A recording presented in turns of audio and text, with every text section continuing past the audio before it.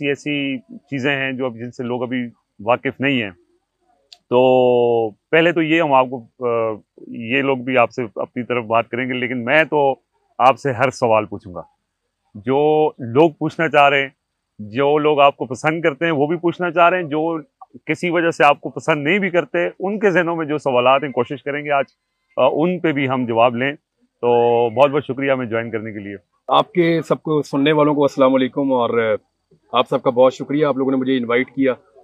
मेरे लिए बड़ा ऑनर है, और मैंने जब आप लोगों को काम करते हुए देखा तो मेरी बड़ी विशेज़ हैं आपके साथ, और मेरी ख्वाहिश है कि आप लोग दिन दुगनी और रात चुगनी तरक्की करें जो आप लोग करेंगे, क्योंकि आप लोग माशाल्लाह प्रोफेशनल जर्नलिस्ट हैं, और मुझे नहीं लगता कि कोई भी ऐसी वजह है कि आपकी ब्रेक लगे।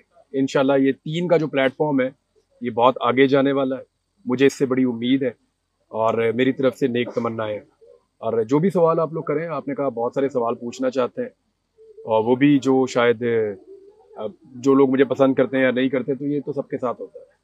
तो मैं जी हाजिर हूँ आपके सामने, और पूछने के हक के लिए तो इतनी लड़ाई है, तो बिल्कुल आपका हक है, जो मर्जी पूछें आप लोग। अच्छा इमरान भाई, सबसे पहले तो आपसे मुतालिक जो सबसे बड़ी कंट्रोवर्सी है वो ये है कि आप प्रो एस्टैब्लिशमेंट थे, और आपने खुद इस चीज़ को तस्लीम किया सेमिनार के अंदर कि हमें तुम ही फाइलें दिखाते थे, और अब तुम जो है वो कहते हो कि पीछे हट जाओ। तो जब आपको वही फाइलें दिखाते थे तो अब क्यों आप उनके खिलाफ हो गए हैं? आपने उस वक्त उनके कहने के ऊपर एक जमात के खिलाफ इतना सख्त स्टांस क्यों लिया? अच्छा, इसमें ना एक चीज़ मैं आप तीनों से भी पूछता हूँ, और इसको थोड़ा सिंप्लीफाई करते हैं आम आदमी के लिए। ये सवाल मेरे से पहले लोगों ने पूछा, लेकिन ऑन कैमरा इस तरह से ये पहले सवाल हुआ नहीं, तो बड़ी अच्छी बात है कि आपने कैमरा के ऊपर पूछा। मैं जिम्मेदारी समझता हूँ इसके ऊपर मैं जो जवाब बन पड़े वो आपको मैं दूं। मामला ये है कि हम तीनों सहाफ़ी हैं, आप तीनों भी, चौथा मैं हूं आपके साथ। क्या हमें कभी ख्वाब में खबर आती है? नहीं आती ना। कभी ऐसा होता है कि हम रात को सो जाएं, सुबह उठें तो ब्रेकिंग न्यूज़ दे दें, या रात को अचानक हमारी 12 बजे 1 बजे आंख खुले, हम कहें जी ब्रेकिंग न्यूज़, या कोई इल्हाम हमें उतरता हो खबर का? ऐसा तो नहीं होता। या बंदा व्हाट्सएप ग्रुप पे शामिल हो गए फिर ही आंदी है। इल्हाम नहीं होता। खबर के लिए आपको ताल्लुक बनाना पड़ता है, आपको लिंकेजेस जोड़ने पड़ते हैं। पुलिस आपको खबर देती है, FIA आपको खबर देती है, ISI आपको खबर देती है, सियासतदान आपको खबर देते हैं, अब मीडिया के दूसरे साथी आपको खबर देते हैं, ऐवानों से, ब्यूरोक्रेसी से, हर जगह से आपको खबर मिलती है। तो सहाफ़ी डिफरेंट जगह पे अपने अपने ताल्लुकात बनाते हैं ताकि वो खबर दें। तो इसी तरह हमने भी ताल्लुकात बनाए, हमें भी खबरें मिली। वो जो मेरी तकरीर थी जिसका एक हिस्सा आप लोग निकाल के सुनते हैं और आप कहते हैं कि तुमने मुझे फाइलें दिखाई थी, तुमने कहा था ये सारे चोर हैं, डाकू हैं, तेरा मुल्क खा जाएंगे, तो उसमें मेरा एक जुमला और था जिसको आप लोग नहीं सुनते। मैंने कहा था कि पहले मैंने अपने आप को कायल किया। इसका मतलब पता है आपको? यानी मुझे जो खबर आपने दी मैंने उसके ऊपर अपने आप को कायल किया। तरीका क्या था उसका? शरीफ खानदान से आप आज कंफर्म कर सकते हैं कि मैंने उन्हें बाकायदा लेटर लिखे और सवालनामा भिजवाया कि जनाब मुझे इसका जवाब दीजिए अगर आपके पास है तो। आज तक नहीं आया। हमने बार बार इनसे सवाल किए, ये जवाब नहीं दे पा रहे थे। हमने अपने आप को कन्विंस किया जो हमारी इन्वेस्टिगेशन थी उसके मुताबिक, और जो ओवरऑल बाकी सारे सहाफी कर रहे थे कि ठीक है यार, 2 नंबर सही कह रही है एजेंसियां, ये फाइलें ठीक है, और फिर उसके ऊपर हमने काम किया। तो देखिए, अगर ऐसा ही था कि एजेंसियों ने हमसे कहा कि मैं हूं, शहीद अरशद शरीफ है, साबिर शाकिर है, मोहित पीरजादा है, या वजाहत सईद है, या 2-4 और लोग हैं, इन्हीं पे शिकायत है ना, रोला इन्हीं लोगों का है ना। तो भाई अगर ये लोग एजेंसियों के कहने पे नवाज शरीफ के ऊपर अटैक कर रहे थे, तो इन्होंने एजेंसियों के कहने पे इमरान खान पे अटैक क्यों नहीं किया? एजेंसियां भी वही हैं, हम भी वही हैं। भाई तुमने अगर हमसे नवाज शरीफ को मार पड़वा दी है तो तुम हमसे इमरान खान को भी मार पड़वा दो। कल तो आप कामयाब हो गए थे, आज आप कामयाब नहीं हो रहे। वजह क्या है? वजह यह है कि कल जो आप स्टफ लेकर आए थे वो हमें मुतमईन कर रहा था। कल जो आप फाइल लेकर आए थे जो आपने दिखाई थी, हम उससे कन्विंस हो रहे थे। आज भी उन्हीं एवन फील्ड के फ्लैट्स के अंदर ये फैमिली रहती है। बनी ट्रेल आज भी नहीं दिया हुआ है, जवाब ही नहीं है इनके पास। तो बात यह है कि उस वक्त जो डॉक्यूमेंट हमारे पास आए, थ्रू नैब भी आए, बाकी जो सिस्टर एजेंसीज हैं वहां से भी आए, नैब से भी आए, बहुत सारी जगहों से हमें डॉक्यूमेंट मिलते हैं, हम इकट्ठे करते हैं। कुछ चीजें मेरे पास पहले से मौजूद थी जो मैंने अपनी इन्वेस्टिगेशन भी कर रखी थी, और मुझे लगता था ये गलत है, और टीवी चैनल उस वक्त चलाते ही नहीं थे। लेकिन हमें मौका मिला उस वक्त जब इनकी एस्टेब्लिशमेंट के साथ लड़ाई हुई, तो तब ये सारा खेल चलना शुरू हुआ। मैं आज भी कन्विंस हूं कि शरीफ खानदान की इन प्रॉपर्टीज का उनके पास कोई जवाब नहीं है। जरदारी साहब के पास ओमनी स्कैंडल का कोई जवाब नहीं है। आज वो इम्यूनिटी लेकर बैठे हुए हैं सदर पाकिस्तान बन के कि मुझे इम्यूनिटी दे दो, मैंने गाड़ी ली हुई है, मैंने ये करप्शन किया, वो मुझे इम्यूनिटी है जी, मैं सदर पाकिस्तान हूं। जवाब नहीं है, आज भी शरीफ खानदान के पास जवाब नहीं है। आप मुझे एक केस बताएं जिसमें इमरान खान को सजा हो गई हो, यानी जो जेल के अंदर जैसे सजाएं हो रही हैं, हम सारे जर्नलिस्ट हैं, हम सबको पता कैसे हो रही है।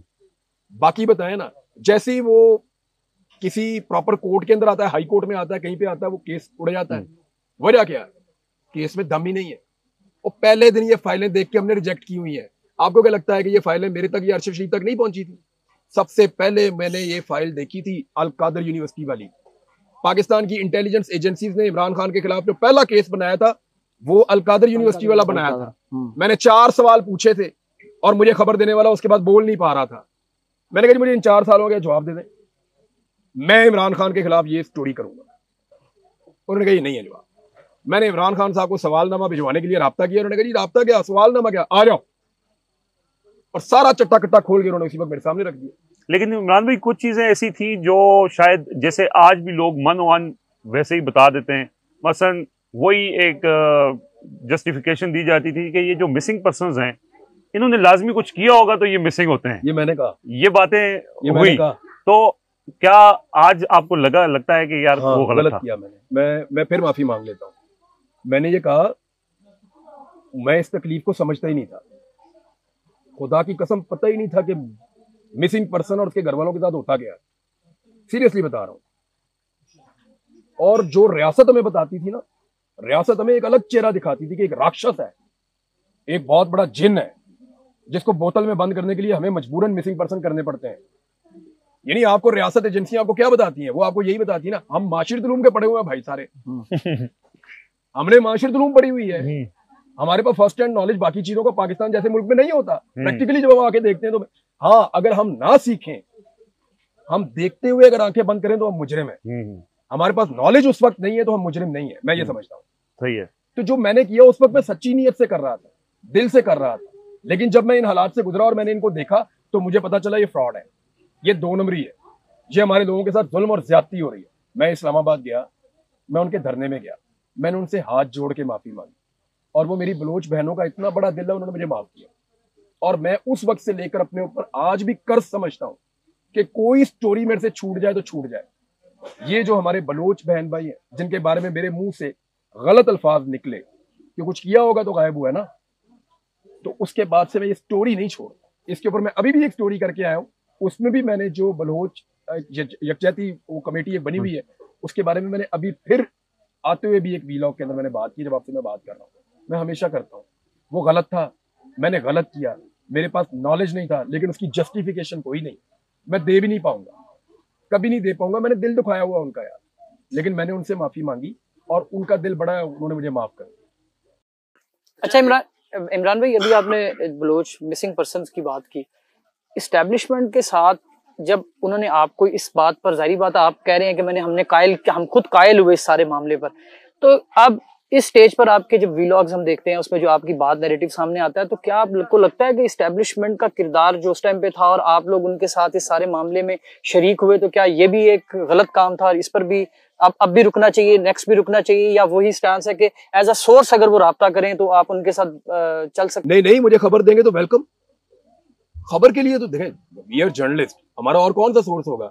अगर मुझे अभी कोई ISI से फोन करता है या मिलिट्री इंटेलिजेंस से या FIA से या नैब से और वो कहता है खबर है खान साहब, तो क्या मैं उसे ना कहूंगा? खबर मेरी खुराक है, तो लेंगे मेरी तो खुराक है खबर। मैं लाओ एक फाइल लेके आओ मेरे पास, मैं पढ़ता हूँ, देखता हूँ, तो मैं तो फौरन वो खबर लूंगा, आज भी लूंगा। और मुझे ना किसी को नहीं बोलना। मैं सीरियसली आपको बताऊं तो मुझे अगर कोई डाकू बुलाएगा ना कि मेरे पास खबर है तो मैं चला जाऊँ। जी हाँ।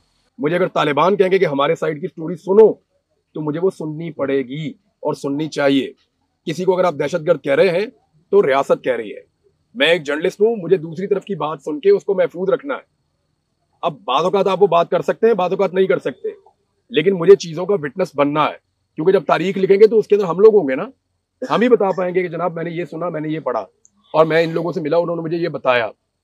तो राब्ता रखने में कोई बुराई नहीं है, मुझे एक बात की खुशी है कि जब हमने स्टोरीज की माजी में तो अपने आप को कन्विंस करके की। आपको पता है 2014 में मेरी नौकरी चली गई थी। उस पे आप उस टाइम मेरे ख्याल में एक्सप्रेस टीवी में थे, धरने पे गई थी। तब की एस्टेब्लिशमेंट ये कह रही थी कि इमरान खान के धरने को बड़ा बड़ा करके दिखाओ। अच्छा। वो मैं कह रहा था जी जितना है ये इतना ही है, मेरे से बड़ा नहीं होता, तो मुझे रिजाइन करना पड़ गया था। अच्छा, उस वक्त आपके, अब आप देखें उस वक्त जो एस्टेब्लिशमेंट है वो मुझे कहती थी कि इमरान खान की मदद करो, तो मैंने कहा मेरे से नहीं हो रही और मेरी नौकरी गई। आज वो कहते हैं इमरान खान को मारो। अच्छा, तो मैं कहता हूँ जी मेरे से नहीं हो रही, तो मेरी 4 दफा नौकरी गई। इसमें इमरान भाई आप कहते हैं कि वो सोर्स थे, आज भी अगर वो खबर देंगे तो मैं उसके ऊपर काम करूंगा, मैं उनकी बात सुनूंगा, लेकिन सोर्स कभी कभार जब आप उनसे खबर लेते हैं एज अ रिपोर्टर, हमें भी पता है कि फिर आपको कहीं ना कहीं उनको ऑब्लाइज भी करना पड़ता है, कहीं आप गलत भी इस्तेमाल हो जाते हैं। मैं मिसाल दूंगा, उस्मान बुज़दार की जब तब्दीली की सबसे पहले बात की वो आपने की, और फिर जब इमरान खान ने इस बात का जिक्र किया तो उन्होंने भरमला ये कहा कि आर्मी चीफ उस वक्त के जो थे जनरल बाजवा साहब, वो ये चाहते थे कि उस्मान बुज़दार जो है उनको हटाया जाए। तो कहीं आप उस वक्त एस्टैब्लिशमेंट के जरिए मुझे नहीं बताया। वो बात तो ठीक थी वैसे, अगर वो कह भी रहे थे, मुझे किसी ने नहीं कहा था। उस्मान बुज़दार पे मैंने खुद स्टोरी की थी। मैंने एक स्टोरी की तो इनके इलाके से मुझे फोन आ गया, उन्होंने कहा जी हमारे पास और खबरें। मैंने कहा 2, दूसरी की, तीसरी की, चौथी की, 5वीं की, 6ठी की। मैंने 12 स्टोरीज की उस्मान बुज़दार साहब पे, और बहुत सारी की। मुझे पाकिस्तान तहरीक इंसाफ के लोगों ने बड़ा क्रिटिसाइज भी किया, मुझे बुलाकर कहा भी। मैंने, आपको पता मैंने स्टोरीज बंद कब की? जब एक दिन मुझे वहां से फोन आया, कौन साहब कमाल कर दिया आपने, अगली स्टोरी कब आ रही है? मैं कहा ये होने नहीं आ रही। तब मुझे आइडिया हो गया कि ये बीच में कोई और गेम भी चल रहा है। एक्चुअली देखिए उस्मान बुज़दार की करप्शन की स्टोरीज तो ठीक थी, वो गलत नहीं थी, लेकिन मेरा एक सवाल है कि जिस आदमी के ऊपर एस्टेब्लिशमेंट को सबसे ज्यादा गुस्सा था कि ये नकम्मा ना अहल करप्ट आदमी लगाया हुआ है, वो पानी में आम ठंडे कर करके खा रहा है, उसे कोई पूछ ही नहीं रहा। और जिस आदमी को कहते थे सर आप बहुत अच्छे हैं, आप तो ईमानदार, आप तो देवता ईमानदारी के, ये करप्ट है नीचे, वो करप्ट जो है वो एंजॉय कर रहा है, वो जो देवता था ईमानदारी का उसको जेल में डाला हुआ है। तो ये, और दूसरी बात ये इतना आसान होता ना अगर इस्तेमाल करना हमें, तो कर लेते ना। नहीं, लेकिन इमरान भाई उस मासूम से इंसान ने आपसे राब्ता करने की कोशिश तो की। उस्मान बुज़दार ने मुझे बड़े मजे की बात की, मुझे बुलाया तो अच्छा, मुझे लेकर गए शहबाज खेल साहब कि यार तुसी मिल लो ना, वो कहते थे बूजी नू मिल लो जरा तुसी। और मैं कहा यार उस्मान बुज़दार कहता मिल लो तुसी, एक दफा मिल लो, वो कह रहे थे कि तानू ना वो कुछ फैक्ट्स दसेगा तानू। मैं कहा अच्छा ठीक है। ये मुझे लेकर गए गिल साहब और वहां मुझे बिठा के तो निकलने लगे। मैं कहा गिल साहब आप किधर जा रहे हैं? आप इधर बैठे, आपने मीटिंग के अंदर रहना है। तो गिल साहब कहते नहीं आप लोग बात, मैंने कहा हमने कोई सौदेबाजी थोड़ी करनी है, जो बात करनी है आपके सामने हो जाएगी, बैठे आप भी। इनको भी बिठा दिया, मैं भी बैठ गया, बुज़दार साहब भी बैठ गए। अच्छा, बुज़दार साहब ने जो स्टोरीज मैंने की उनमें एक लफ्ज नहीं बोला। मैंने कहा सर मैंने 12 स्टोरीज की हैं आपके ऊपर, उस वक्त 10 या 9 थी। मैंने कहा सर मैंने आपको काफी स्टोरीज की हैं, किसी के ऊपर अगर आपको कोई एतराज है तो आप अभी बताएं, मैं आपके सामने रख देता हूँ चीजें, या आप रख दें। उन्होंने इस पे बात ही नहीं करनी, उन्होंने बात ही नहीं की। वो कहते बस वैसे आपसे मुलाकात करना चाहते। मैंने कहा जी मुझे तो ये कह के लाए हैं आपके सामने रखेंगे, आप फैक्ट्स शेयर करेंगे, कोई आप में क्लैरिटी लेकर आएंगे कि आप वैसे नहीं है जैसा मैं सोच रहा हूँ, तो आप तो सर बात ही नहीं कर रहे। मैंने कहा नहीं मुझे उस पर नहीं बात करनी। वो बात करने से कतरा रहे थे। फिर गिल साहब उठ के चुप करके निकल गए। तो बुज़दार साहब ने मुझे जो ऑफर की थी वो ये, आप ना मुझे मशवरा दें कि कौन से सेक्रेटरी को कहाँ लगाना है। मैं भी सीख रहा हूँ ना, तो मैं ना जरा हमारी हेल्प हो जाएगी, आपका बड़ा इसमें एक्सपीरियंस है। अच्छा। मैंने कहा सर ये वाले काम का मेरा कोई एक्सपीरियंस नहीं है, ये आपको दी करे। नीले हेलीकॉप्टर वाली तस्वीर भी तुसी दी थी जेड़ा पूरी फैमिली लोड करके टूर गया सी। यार मुझे याद नहीं है, मुझे याद पड़ता क्योंकि जिस हेलीकॉप्टर पे इसमें उस्मान बुज़दार साहब के साथ एक डोरेमोन होता था, एक ब्यूरोक्रेट जो सारा कुछ इनके लिए करता था।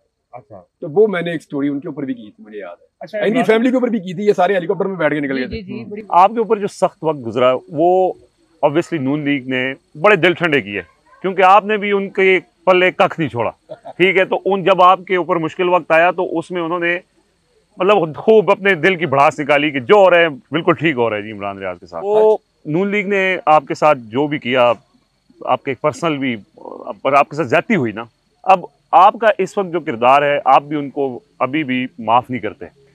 कहीं ये जाती लड़ाई तो नहीं बन गई है? क्योंकि बतौर जर्नलिस्ट अगर आप जिहाद कर रहे हैं, जिहाद बिल लिसान कर रहे हैं ना, अपनी जुबान के जरिए कर रहे हैं, और ऐसे ही एक वाकया, वो जैसे एक जिहाद के दौरान हजरत अली ने एक दुश्मन के ऊपर काबू पा लिया तो उन्होंने उनके मुंह के ऊपर थूक दिया, मुंह मुबारक के ऊपर, तो उन्होंने फौरन तलवार पीछे कर ली कि अब ये हमारी जाती लड़ाई हो गई है, कहीं के मेरे से नाइंसाफी ना हो जाए। तो आपका, चूंकि उन्होंने आपसे बदला लिया और अब आपका कहीं उनका बदले का वो है कि मैं इनको छोड़ूंगा नहीं, क्योंकि इन्होंने मेरे साथ बुरा किया है, मैं इनको बदला लेना होता। मेरी वैसे शख्सियत में ये है भी नहीं उसमें कि मेरे पास ना कुछ चीजें बड़ी मायूब किस्म की PMLN के लोगों की लोग लेकर आए। अच्छा। और मैंने उन्हें वापस भेजा, मैंने कहा तुम इन्हें डिलीट करो और इन्हें जाया कर दो। ये क्यों जाया कर दें? मैंने कहा तू उनकी इज्जत रख, अल्लाह तेरी इज्जत रखेगा। आज भी इनकी निजी जिंदगी के ऊपर मैंने एक जुमला या एक लफ्ज नहीं बोला हुआ। इन्होंने मेरी निजी जिंदगी पे अटैक भी किया, मैंने आज तक नहीं बोला। मैं आज भी कहता हूं ये सियासतदान है, कारोबारी लोग हैं, लेकिन ये आज भी कहते हैं कि मैं साफी नहीं। वो मेरे पे हर तरह का उन्होंने अटैक किया, उसका रीजन समझिए आप। PMLN को ये लगा कि जब हम इसके सवालों का जवाब नहीं दे सकते और जब ये कंटिन्यूसली ये करता जा रहा है और बदलिहाज होकर कर रहा है, यानी पूछते ही चला जा रहा है, हैमरिंग करते ही चला जा रहा है, इसका हल क्या करें? तो फिर आसान तरीका ये होता है कि उस बंदे के गले पड़ जाए ताकि उसको अपनी पड़ जाए।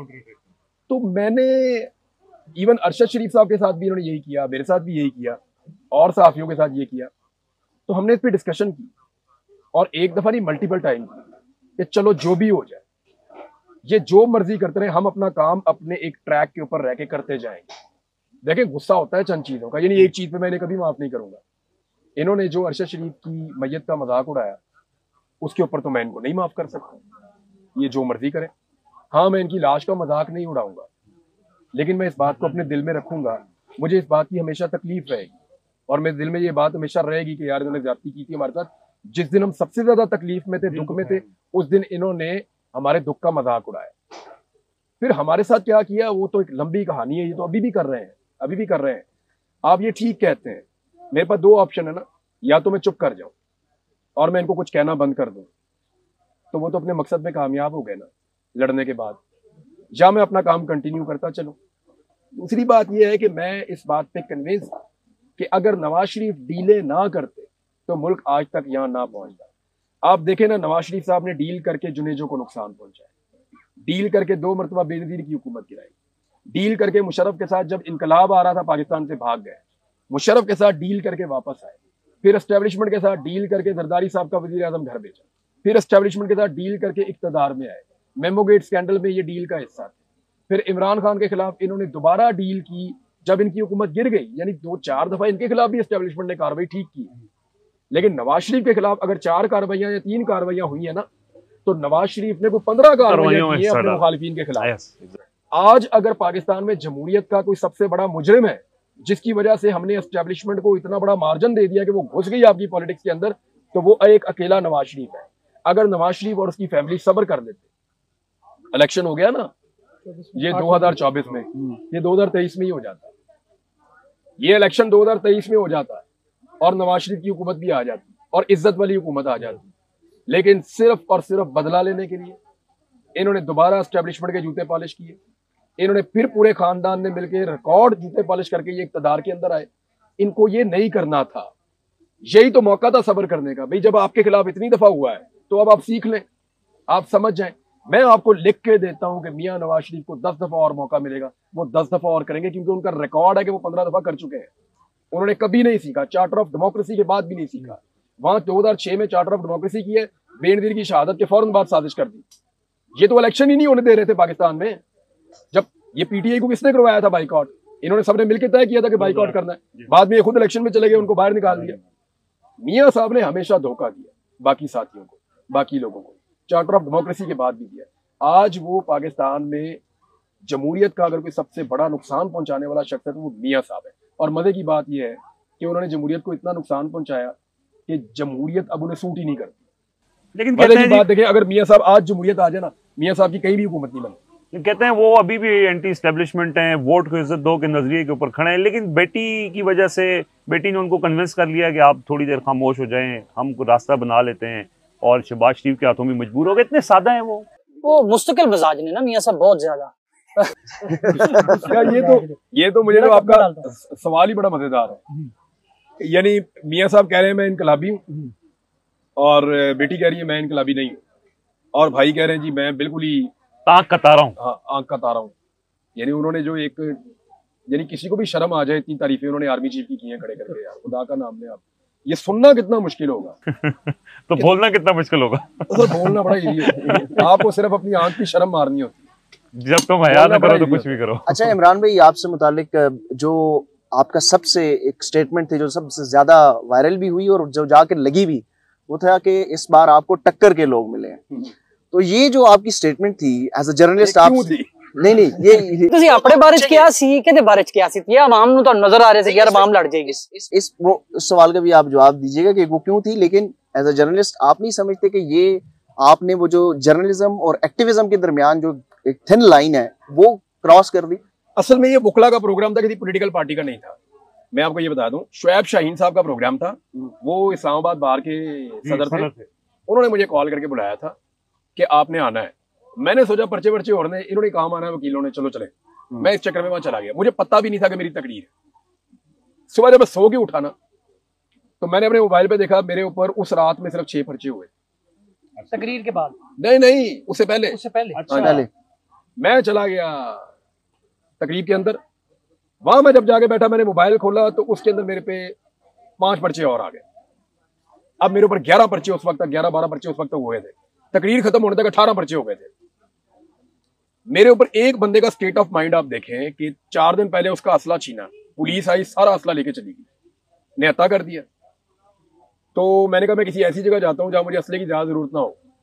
मैंने अपनी लोकेशन चेंज करना शुरू की। उसके बाद मेरे ऊपर पर्चे होना शुरू हो जाते हैं। तो मुझे नजर आ रहा है कि मुझे पहले निहत्था किया है, अब मेरे ऊपर मुकदमे दर्ज हो रहे हैं। फिर जब मैं वहां बैठा हुआ था तो उस वक्त मुझे एक लेटर आया जिसपे लिखा हुआ था कि इमरान रियाज की जो बुलेट प्रूफ गाड़ी का जो एक परमोट है वो भी कैंसिल कर दिया गया। ये पढ़ के मुझे लगा मुझे गाड़ी में से भी बाहर निकाल रहे हैं। इसका मतलब है ये बुलेट प्रूफ गाड़ी से निकाल के आम गाड़ी में डालेंगे। मेरे हथियार भी वापस ले लिए, मेरे पे गोली चल सकती है और मेरे पे मुकदमे कर करके मुझे वल्नरेबल भी कर दिया। इस स्टेट ऑफ माइंड में मैं बैठा हुआ था कि अचानक मैंने कानों में मेरा नाम आया कि सबसे पहले हम इमरान रियाज को बुलाते हैं, उनसे पूछते हैं कि ये इसके ऊपर वो क्या कहते हैं। आपने गौर किया होगा जब मैं वहां पे आके खड़ा हुआ तो मैंने सब ऐसे पहले पीछे मुड़ के देखा, यूं करके मैंने ऐसे मुड़ के, मुझे पता ही नहीं था क्या कहना है। मैंने मुड़ के देखा, मैंने कहा ये रजीम चेंज ऑपरेशन। पढ़ने के बाद मैंने फिर शुरू करने के लिए था ही कुछ नहीं, मुझे बिल्कुल नहीं पता था मुझे बोलना है। मैंने पीछे मुड़ के देखा, उसमें मैंने पढ़ा रजीम चेंज ऑपरेशन लिखा हुआ था। वहां से पढ़ के मैंने बोलना शुरू किया। मैंने कहा जी मेरे लिए तो कहानी ऐसे शुरू हुई है, जो मेरे अंदर था मैंने बोल दिया। कोई प्लानिंग नहीं थी, कोई चीज नहीं थी। हाँ ये जरूर है कि वो जो मैंने बोला उसका इम्पैक्ट बहुत ज्यादा आया। अब मैं अभी भी अगर बोलूंगा किसी दिन तो मेरे बोलने का तो तरीका यही है। एक्चुअली जो मैंने बोला वो कोई गैर कानूनी नहीं था, वो गैर आईनी भी नहीं था। मजे की बात है एक अदालत में मेरे ऊपर इसका मुकदमा भी था। ये हाँ ये पूरा ट्रांसक्रिप्ट लिख कर लेके आए हुए थे। तो उन्होंने कहा सारा अब इनकी तकरीर सुने, इन्होंने पाकिस्तान को ये कर दिया वो कर दिया, गद्दारी बगावत। वकील ने बड़ी बातें की, प्रोसिक्यूटर ने, जज साहब ने कहा पढ़ के सुनाए। अब मेरा वकील पढ़ के सुना रहा है। आपने मुझे फाइलें दिखाई थी, तुमने मुझे कहा था कि ये सारे चोर हैं, ये सारे डाकू हैं, ये तेरे मुल्क को खा जाएंगे। उसने जब अपने लहजे में पढ़ा, जज साहब ने कहा इसमें क्या है, कुछ भी नहीं है। उनका सर सुने इम्पैक्ट चेक करें। उन्होंने कहा सर, अब जज साहब ने कहा, अदालत में वो हंस रहे थे, उन्होंने कहा यार इसमें गैर आईनी और गैर कानूनी चीज क्या है, आप इसके ऊपर कौन सा केस डाल सकते हैं, आप बताएं, इसमें कोई एक गलत लफ्ज तो निकाले ना कि है क्या। उन्होंने कहा जी, अब वो वकील भी चुप। मैंने कहा सर आप ना सीडी मंगा के तो वो एक्चुअली जो मेरे अंदर उस दिन अग्रेशन था या जो शिकायत थी, जो एक शिकवा था, वो बाहर आया था उस लहजे में। तो वो लोगों को अपील कर गया। दूसरा ये हुआ, सोने पे सुहागा, सोशल मीडिया का दौर है, वो सबने उसके ऊपर जो है वो बनाना शुरू कर दी। टिकटॉक बनने वो बेशुमार वीडियोस बनी, वो अब तक का कहते हैं सबसे ज्यादा वायरल है शायद। तो उसकी वजह से भी बड़ा इम्पैक्ट आया और उस इम्पैक्ट को कुछ लोगों ने नापसंद किया और बहुत सारे लोगों ने बहुत पसंद किया। अच्छा इमरान भाई ये बताएं, आप नून लीग अब इस टाइम पे वाहिद पॉलिटिकल कहीं अगर टॉप लिस्ट में तो सबसे ज्यादा आपकी यानी कि ਤੁਹਾਡੀ मुखालफत तो बस नहीं चलता कि तुसी ना हो, मतलब नहीं मेरे बड़े दोस्त हैं, लेकिन मैं ही पूछना चाह रहा हूं। थोड़े से क़यादत के घर के मसले हैं, बाकी ज्यादातर मेरे दोस्त हैं। और आपको एक हैरत की बात बताऊं, जब मैं अगवा होके वापस आया तो मेरी हालत पतली थी, कुछ लोगों ने मेरी तस्वीरें और वीडियोस भी देखी और वायरल हो गई। तो मुझे जिस पॉलिटिकल पार्टी के लोग मिलने के लिए आए, पहले वो PMLN के लोग हैं। हाँ, वो अपनी क़यादत से छुप कर आते हैं, लेकिन वो आए, वो मुझे मिले, उन्होंने पैगामात भिजवाए और उनकी विशेज़ मेरे साथ थी। उन्होंने कहा जी जो हुआ आपके साथ बहुत गलत हुआ और ये कभी नहीं होना चाहिए था, हम इसकी मजम्मत करते हैं।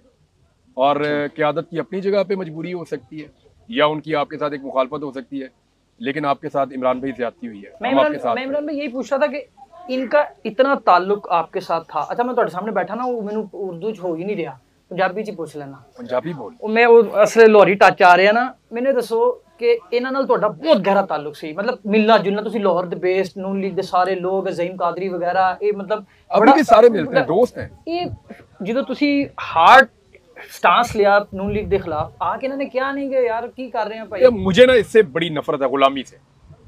मैं शुरू से आज़ाद किस्म का आज़ादमंद आदमी हूँ। मैं इस चक्कर में नहीं पड़ता हूँ कि किसी की खुशामद इसलिए करेंगे उससे फ़ायदा होता है। मैं PMLN के अपने दोस्तों को छेड़ता होता था कि तुम लोग खुशामदी हो, सारा दिन दोनों भाइयों की खुशामद करते हो। मैंने छेड़ता था और वो कहते थे यार साढ़े कल्चर ही एंजेगा, वो कहते थे बेचारे, तो मैं इनको छेड़ता था। और अभी मेरी उनके साथ अच्छी दोस्ती है। ये चीज़ मुझे अच्छी नहीं लगती थी, मैंने कहता था, अभी भी मेरे वो सारे दोस्त हैं, लेकिन मुझे शुरू से 2-3 चीज़ों से मुझे चिढ़ चढ़ती है। एक ये कि मौरूसियत कि यानी वज़ीर आला जो है ना, वो स्पेशली इस ख़ानदान के अंदर से ही लेकर आना है। वज़ीर आज़म जो है वो स्पेशली इसी ख़ानदान के अंदर से लेकर आना है। इख्तियार और कंट्रोल जो है वो इस ख़ानदान के पास ही रहेगा। उधर सरदारी ख़ानदान है, बड़े दरदारी साहब हैं और छोटा दरदारी है। इधर आ जाएँ तो इधर शरीफ ख़ानदान है, बड़ा छोटा शरीफ और उससे छोटा शरीफ, 3 साइज़ हैं यहाँ पे। तो अब मामला ये है कि ये चीज़ से मुझे इरिटेशन होती, मुझे बुरा लगता था। आपको याद है मैंने उस दौर में भी इनसे जब सवाल करता था तो मेरी नौकरी चली जाती थी। मैंने यानी मुझे अच्छी तरह याद है, मैंने पहली दफ़ा नवाज शरीफ साहब से सवाल कर दिया तो मुझे मेरे जो साथी जर्नलिस्ट थे, अब वो सीनियर थे, बड़ी बड़ी उम्रों के थे, उनके मैं नाम लूँगा तो आप लोगों को भी शर्मिंदगी होगी, लेकिन आज बहुत बड़े बड़े नाम है, तज्जियाकार बैठते हैं टीवियों पे, वो मुझे ऐसे देखना शुरू हो गए जैसे मैंने कबीरा गुनाह कर दिया। मुझे कहा उनमें से कुछ ने कि यार जुम्मा 8 दिन तेन हुए ने, तू सवाल ही कर लिया। मैंने कहा फिर सर क्या करना था? उन्होंने कहा बेटा 2-4 साल कापी पेंसिल पकड़ो, फिर आपने सवाल करना है। वो वजीर आज़म रह चुके हैं 2 मरतबा पाकिस्तान के। तो मुझे डिस्करेज किया है इन्होंने, सीनियर सहाफियों ने। मैं तो डिप्रेशन में चला गया कि शायद मेरे से गलती हो गई है। नया नया मैं जर्नलिस्ट था। एक रुमान एहसान साहब होते थे हमारे डॉन में, बड़े सीनियर जर्नलिस्ट थे। उन्होंने मुझे कहा कि इमरान बच्चे आपने जो किया ठीक किया, ये लोग ज्यादती करते हैं, ये नहीं पूछते, इन्होंने इनको बादशाह सलामत बनाया हुआ है। पूरी दुनिया में जर्नलिज्म यही होता है जो आप कर रहे हैं। आपने ठीक सवाल किया है, मियाँ साहब ने जवाब आपको नहीं दिया, उनकी मर्जी है, आपने आइंदा भी सवाल करना। उन्होंने मुझे इनकरेज किया, मैंने फिर सवाल किया। और जब मैंने 5-6 दफा किया ना तो एक और मेरे साथ रल गया, वो भी करना शुरू हो गया। फिर एक लड़की थी, वो भी करना शुरू हो गई। तो हमने आदत डालना शुरू की, वरना मियाँ साहब से सवाल सिर्फ वही करता था जिसकी एक दिन पहले तय हो जाती थी कि इसने सवाल करना। वरना मियाँ साहब से सवाल करने का पाकिस्तान में ट्रेंड ही नहीं था, कोई रुझान ही नहीं था कि आप मियाँ साहब से सवाल कर सकते। मेरा सवाल पहला क्या था, इन्होंने जी दोनों भाइयों ने बैठ के आधे घंटे का लेक्चर दे दिया हमें कि जी सस्ती रोटी हम करेंगे। इन्होंने नहीं, रोटी पुराने दौर में इतने की थी, अब इतने की है, पहले इतने की थी, अब इतने की है, बार बार ये कही जा रही। तो मैंने हाथ खड़ा किया, उन्होंने कहा जी पूछो। इनकी कमख्ती इन्होंने मेरे कह दिया ओके। मैंने पहला सवाल किया, मैंने कहा मियाँ साहब रोटी जो आप बता रहे हैं ना कि 10 साल पहले इतने की थी, आज उतने की, उससे 10 साल पहले भी और कम थी, उससे 10 साल पहले और कम थी। रोटी हर 10 साल के बाद इसी रेशो से बढ़ जाती है। आप मुझे ये ना बताएं रोटी कितने की थी, आप ये बताएं आप कितने की देंगे। आप अनाउंस करें ना, आपके पास विजन है। तो उस दिन शहबाज शरीफ के मुंह से निकला था जी हम 2 रुपए की रोटी देंगे, जो इनके गले में फंसली बात है उस दिन। और बड़ा इन्होंने माइंड किया था इस सवाल को, तो मुझे बड़ा इन्होंने वो कहा भी। फिर मैंने एक दफा मियाँ साहब से कहा, मियाँ साहब 250 एलीट फोर्स के कमांडोज आपके पास है, वो अली अजवेरी रहमतुल्लाह अलैह के मज़ार पे धमाका हुआ है, उधर एक भी नहीं। मैंने कहा जी उन लोगों की जान कीमती नहीं है, आपकी जान ज्यादा कीमती है। तो मियाँ साहब पर्सनल होके कहते ले लें, सारी सिक्योरिटी ले लें आप। मैंने कहा मियाँ साहब मैं क्यों लूँ, आप छोड़ दें। मैंने कहा आप तो अफोर्ड भी कर सकते हैं। तो ये यानी इस तरह मैं सवाल करता था। सवाल करना उन्हें जो है पसंद। मैंने एक दिन और सवाल किया, मैंने कहा मियाँ साहब आपका बड़ा सख्त एहतसाब है। तो मियाँ साहब बड़े खुश हुए। मैंने कहा अपनी पार्टी में बड़ा अच्छा एहतसाब करते हैं। वो कार्ड वाला स्कैंडल निकला, आपने वो एक MPA अपनी फारिग कर दी। एक और स्कैंडल निकला, एक MPA आपने अपना एक और फारिग कर दिया। 2-3 की मैंने मिसाल दी, मियाँ साहब खुश हो गए। मैंने कहा सर एक आयशा मलिक भी फिरती है, आपके भतीजे का नाम लेती है रोजाना, उसके ऊपर आपने कोई इंक्वायरी नहीं की। वो उनको बुरा लगता था ये कि यार ये हाउ इज इट पॉसिबल कि एक आदमी उठे और उठ के सवाल कर दे। अच्छा इमरान भाई, एक जो गुड़ ले आ दो, गुड़ चाय कावा भूख गया भाईजान, गुड़ ला दो। अच्छा, आपके साथ जो जुड़ी कंट्रोवर्सी है उसकी एक वीडियो है इस्लामाबाद हाई कोर्ट की, जिसमें आप हैं, समी इब्राहिम साहब हैं, वो भी सीनियर जर्नलिस्ट हैं, आप लोगों की आपने कुछ बिलो द मोहित पीरजादा साहब भी हैं, उसमें जो एक और सीनियर जर्नलिस्ट हैं मतीउल्लाह जान साहब, आपने उनके के साथ जो गुफ्तगू की वो थोड़ा सा बिलो द बेल्ट थी। मतलब एक मुझे याद है जी, मेरे पूरे करियर में ना मैं ये क्लेम करता हूँ इस एक छोटे क्लिप को निकाल के कि किसी की पर्सनल लाइफ में मैंने एक लफ्ज नहीं, एक जुमला नहीं बोला, कभी नहीं बोला। मेरे पास खबरें चल के आई, मैंने नहीं बोला। मेरे बदतरीन मुखालिफिन के स्कैंडल्स निकले, बदतरीन मुखालिफिन के जिनके साथ मेरी लड़ाई थी, जंग थी, मैंने एक लफ्ज नहीं बोला। उन्होंने मुझे बाद में फोन किया कि हम हैरान हो गए क्योंकि वी वर वेटिंग कि आप जरूर करेंगे क्योंकि हमने आपको नुकसान दिया हुआ है, लेकिन आपने, मैंने कहा ये पर्सनल मामला है, मैंने कहा मुल्क के मामले पे कुछ करेंगे तो मैं आपके पीछे आऊंगा, कोई पॉलिटिकल मामला होगा तो मैं आपके पीछे आऊंगा, तो आपको पर्सनल मामला है, मैंने कहा जी मैं इसके अंदर नहीं बात करता। तो उन्होंने मुझे थैंक्स भी बोला। यहाँ ये हुआ कि मोती भाई करते ये थे कि हम बाहर निकलते थे, हम अपनी टेंशन में थे, रोजाना कभी इधर बात करनी, उधर बात हो रहे हैं, मैं अरशद भाई सारे भाग दौड़ में, हम बाहर निकलते थे, मोती भाई एकदम जो है ना माइक लेके सीधा मुंह में तोड़ देते थे। हमें समझ नहीं आती थी कि हुआ क्या है, और प्रश्न मारते थे सवालों का। और ये भी उनका खासा है, यानी मैंने किसी सहाफी को इतने ब्रूटल क्वेश्चन एकदम ठक ठक ठक ठक करते हुए नहीं देखा। उनका अपना एक स्टाइल है, तो वो करते थे ऐसे, तो हम बड़े परेशान रहते थे। एक दिन मैंने हंसी मजाक में उड़ाया कोशिश की, उस दिन लड़ाई मेरी नहीं थी, समी इब्राहिम साहब की बारी थी। समी इब्राहिम साहब ने एक बिलो द बेल्ट को बात कर दी और वो मजाकन उन्होंने की, मैंने उस जुमले को पकड़ लिया और मैंने 2-4 दफा उसको दोहरा दिया जो गलत था। मैंने मतीउल्लाह जान साहब से पर्सनली जाके एक दिन कहा, मैंने कहा जी मेरे से ज्यादती हुई है, अच्छा, और वो गलत था, वो मुझे नहीं करना चाहिए था। तो उन्होंने मुझे माफी मांगने का मौका भी नहीं दिया, उन्होंने कहा यार की हुई। मैंने कहा नहीं, मैंने कहा जी कुछ भी है, सवाल ही कर रहे थे ना यार, वो हमसे वो डंडे थोड़ी मार रहे थे। हाँ, उनके सवाल ऐसे जरूर थे कि हमारी जान खिड़की में फंस जाती थी कि वो सवाल करते थे, अरशद भाई से उन्होंने सवाल किया तो क्या हालात बन गए, तो मसाइल पैदा हो जाते थे, हम कहते थे यार किधर फंस गए, तो जान छुड़ाने का तरीका भी समझ नहीं आया। फिर मैंने कहा, उन्होंने मुझे माफी मांगने का पूरा मौका भी, उन्होंने नहीं यार कोई बात नहीं कहा। तो उनको भी मेरे ख्याल में गलती उस दिन मेरी थी, मुझे इस लेवल पे नहीं जाना चाहिए था। अगर समी भाई ने कहा था तो वो बड़े भी हैं उम्र में, समी भाई बड़े भी हैं उम्र में, वो ऐसी बात एक जुमला बोल भी देते तो मैं छोटा था, मुझे नहीं कहना चाहिए था, लेकिन मैंने कहा मुझे उसका अफसोस है, मैंने उनसे मादरत की और उन्होंने, उनका बड़ा दिल, उन्होंने माफी मांगने नहीं दी मोती भाई ने।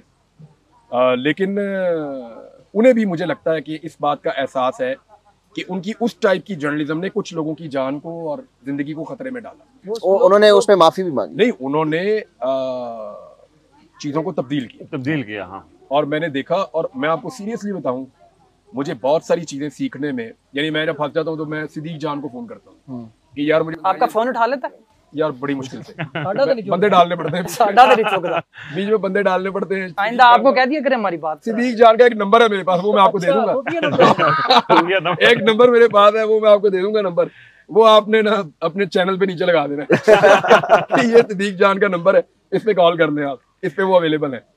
तो वो मैं इनको फोन करता हूँ, फंस जाता हूँ मैं को कानूनी मामले में, तो लेकिन बहुत सारी चीजें मुझे मतीउल्लाह जान साहब और हमारे एक बड़े सीनियर जर्नलिस्ट हैं जो आजकल बड़े मकबूल हैं, मतीउल्लाह जान साहब के साथ वो अक्सर प्रोग्राम भी करते हैं, असनात मलिक साहब, साकिब बशीर साहब, असनात मलिक साहब, फयाज साहब, इवन मैं उनको फोन करता हूँ, आपने समझावा की है।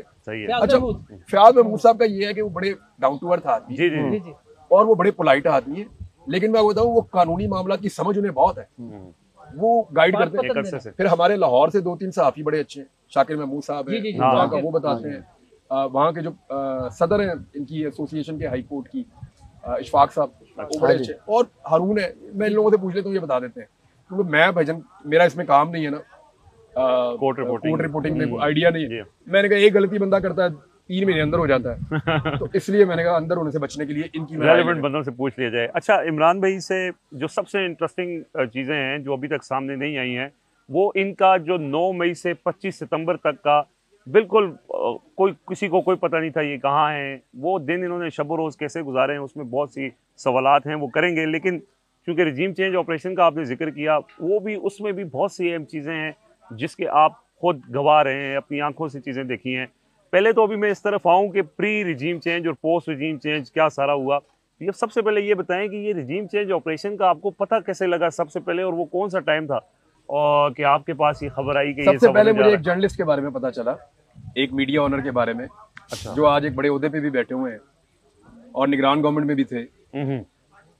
मैंने 11 फरवरी को गालिबन, यानी फरवरी की कोई तारीख थी, मिड में फरवरी के, मैंने एक वीलॉग किया था। उसमें मैंने बता दिया था कि एक जर्नलिस्ट है जो अमेरिका गया, वो वापस आया और वो कैसे किस किस के साथ उसने रब्ता किया और फिर अब वो किस किस के साथ रब्ता कर रहा है। ये वीलॉग आपको निकल जाएगा, आप इसका क्लिप लगाएंगे तो आपको कोई कॉपीराइट इशू नहीं होगा आपको। मैं मना कर दूंगा इन्हें, ये बड़ा जालिम है अली नवाज, लेकिन मैं इसको मना करूंगा।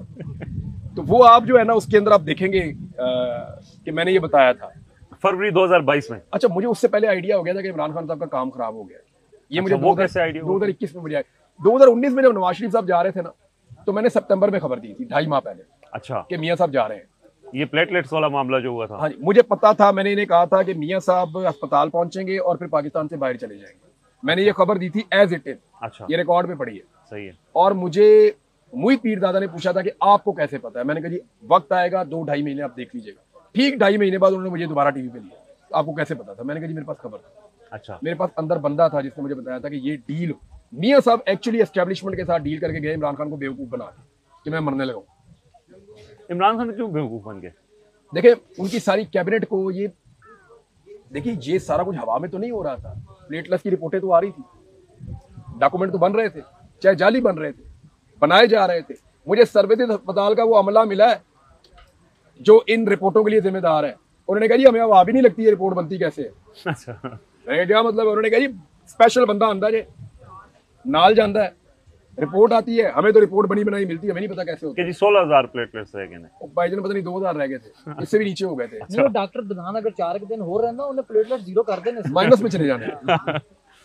तो मैं आपको जो अर्ज कर रहा था कि मियां साहब के प्लेटलेट्स फारग हो गए उन रिपोर्टों के मुताबिक, लेकिन मियां साहब के प्लेटलेट्स, मैं आपको चैलेंज करता हूं, मैंने पीएमएलएन को भी किया कि हीथ्रो एयरपोर्ट पे उतरने के बाद मियां साहब का जो पहला टेस्ट हुआ था 2.25 लाख से ज्यादा प्लेटलेट्स थे उनके। अच्छा। 3 दिन के बाद एक और टेस्ट हुआ, उसमें भी 2.25 लाख से ज्यादा प्लेटलेट्स थे मियां साहब के। ये 2 टेस्ट मियां साहब के हुए थे, उसके बाद उन्होंने प्लेटलेट्स का टेस्ट नहीं करवाया मियां साहब। शुरू में गए हैं वो दुकान, जाते ही हो गया वो स्टार्ट में बस वो मियां साहब के बारे में सारे हकायक आ गए थे। इमरान खान साहब आप कहते हैं कैसे बेवकूफ बन गया, पूरा सिस्टम उसके लिए काम कर रहा था। वो वज़रा रो रो के कह रहे थे कि मर जाए मियां नवाज शरीफ साहब, किधर जावांगे, खुदा ना खाता। अदालत में जज बुला के पूछ रहे हैं अगर मियां साहब को कुछ हुआ गारंटी देंगे आप? Who will be responsible? यार और किसी की गारंटी नहीं है। शेरी मजारी रो पे आज कोई कह सकता है, हाँ बिल्कुल रोई मजारी रो पे, आज कोई कह सकता है यास्मीन राशिद को कुछ हुआ तो कौन रिस्पांसिबल है? उमर चीमा का बादू फ्रीज हो गया है, उन्हें कुछ हुआ तो कौन रिस्पांसिबल है? एजाज चौधरी बुजुर्ग आदमी है, मैंने अपनी आंखों से महमूदुर रशीद को कितनी मुश्किल में देखा है आप सोच नहीं सकते। जो मेरी आंखों में उनका इमेज है ना जेल के अंदर, मैंने उन्हें बीमार देखा है, बड़ी पतली हालत में। वो बंदा बड़ी हिम्मत इकट्ठी करके आता है, जो आपको उसका एक विजुअल नजर आता है कि वो हिम्मत इकट्ठी करके आया, क्योंकि वो अपने आप को डाउन दिखाना नहीं चाहता। तो मियां महमूद रशीद की हालत में सबको नहीं पता। तो ये इन लोगों के साथ बड़ा जुल्म और जबर हो रहा है, इनकी गारंटी कौन मांगेगा? रिजीम चेंज का कैसे पता चला आपको? यहाँ मुझे आइडिया हो गया कि नवाज शरीफ साहब को निकाला गया, फिर एक्सटेंशन का मामला हुआ तो मुझे और आइडिया हो गया। इमरान खान को निकाल देना था लेकिन कोविड आ गया। अच्छा। जब कोविड आया तो जो फॉर्मूला था उस पर अमल दरामद रोका, एस्टेब्लिशमेंट ने नहीं रोका। अच्छा। देखें जनरल फैद और जनरल बाजवा ये दोनों कह चुके थे ना कि हम इनको फारिग करना चाहते हैं, तो ख्वाजा आसिफ ने बता दिया, इन्होंने रोका। पीएमएलएन ने कहा जी अब हम नहीं कर सकते, ये तो दुनिया खत्म होने वाली है, सारे मर रहे हैं, हमने नहीं लेनी हुकूमत। क्योंकि लोग मर रहे थे, इनको लगा सारी दुनिया खत्म हो रही है। आपको याद है यही लगता था जी जी उस टाइम लॉकडाउन लगा। ये जो महीने थे 2020 के, हमें लगता था दुनिया अब खत्म हो रही है, अब दुनिया कभी नहीं आएगी। सारा दिन बैठ के ये देखते रहते थे कि वैक्सीन कदों बनेगी। उम्मत मुस्लिमा यहूदो हनूद के लिए दुआएं कर रहे थे कि या अल्लाह उन्हें अकल दे ताकि वो वैक्सीन बना। तो वो वैक्सीन उन्होंने बनाई, हमने लगवाई। लेकिन मियां साहब लैपटॉप के सामने मास्क पहन के बैठे थे, कोशिश तो उन्होंने की थी। तो आपको बताया मियां साहब का मास्क भी इतना एक नए स्टाइल का मास्क पहनते हैं मियां साहब, और वो उन्हीं का स्टाइल है मियां साहब का, जचता भी है उन्हें। साइफर से मुतालिक कहा जाता है कि आप उन चंद सहाफियों में थे जिनके बारे में खान साहब ने सबसे पहले साइफर डिस्कस किया, तो क्या आपने वो? 10 मार्च को मैं गया था, मुझे बुलाया था पीएम ने, और लोगों को भी बुलवाया होगा बाद में, लेकिन I think I was the first one. जिन्हें बुलाया था मैं वहाँ गया देखने के लिए, बात सुनने के लिए, तो उन्होंने कहा जी कि एक थ्रेट लेटर आया है। साइफर का मुझे पता नहीं था कि क्या होता है। 27 मार्च को उन्होंने लहराया, 10 मार्च को आपको बताया। 10 मार्च को मैंने 8 को आदमी इमरान खान साहब को शायद 9 को मिला था। अच्छा।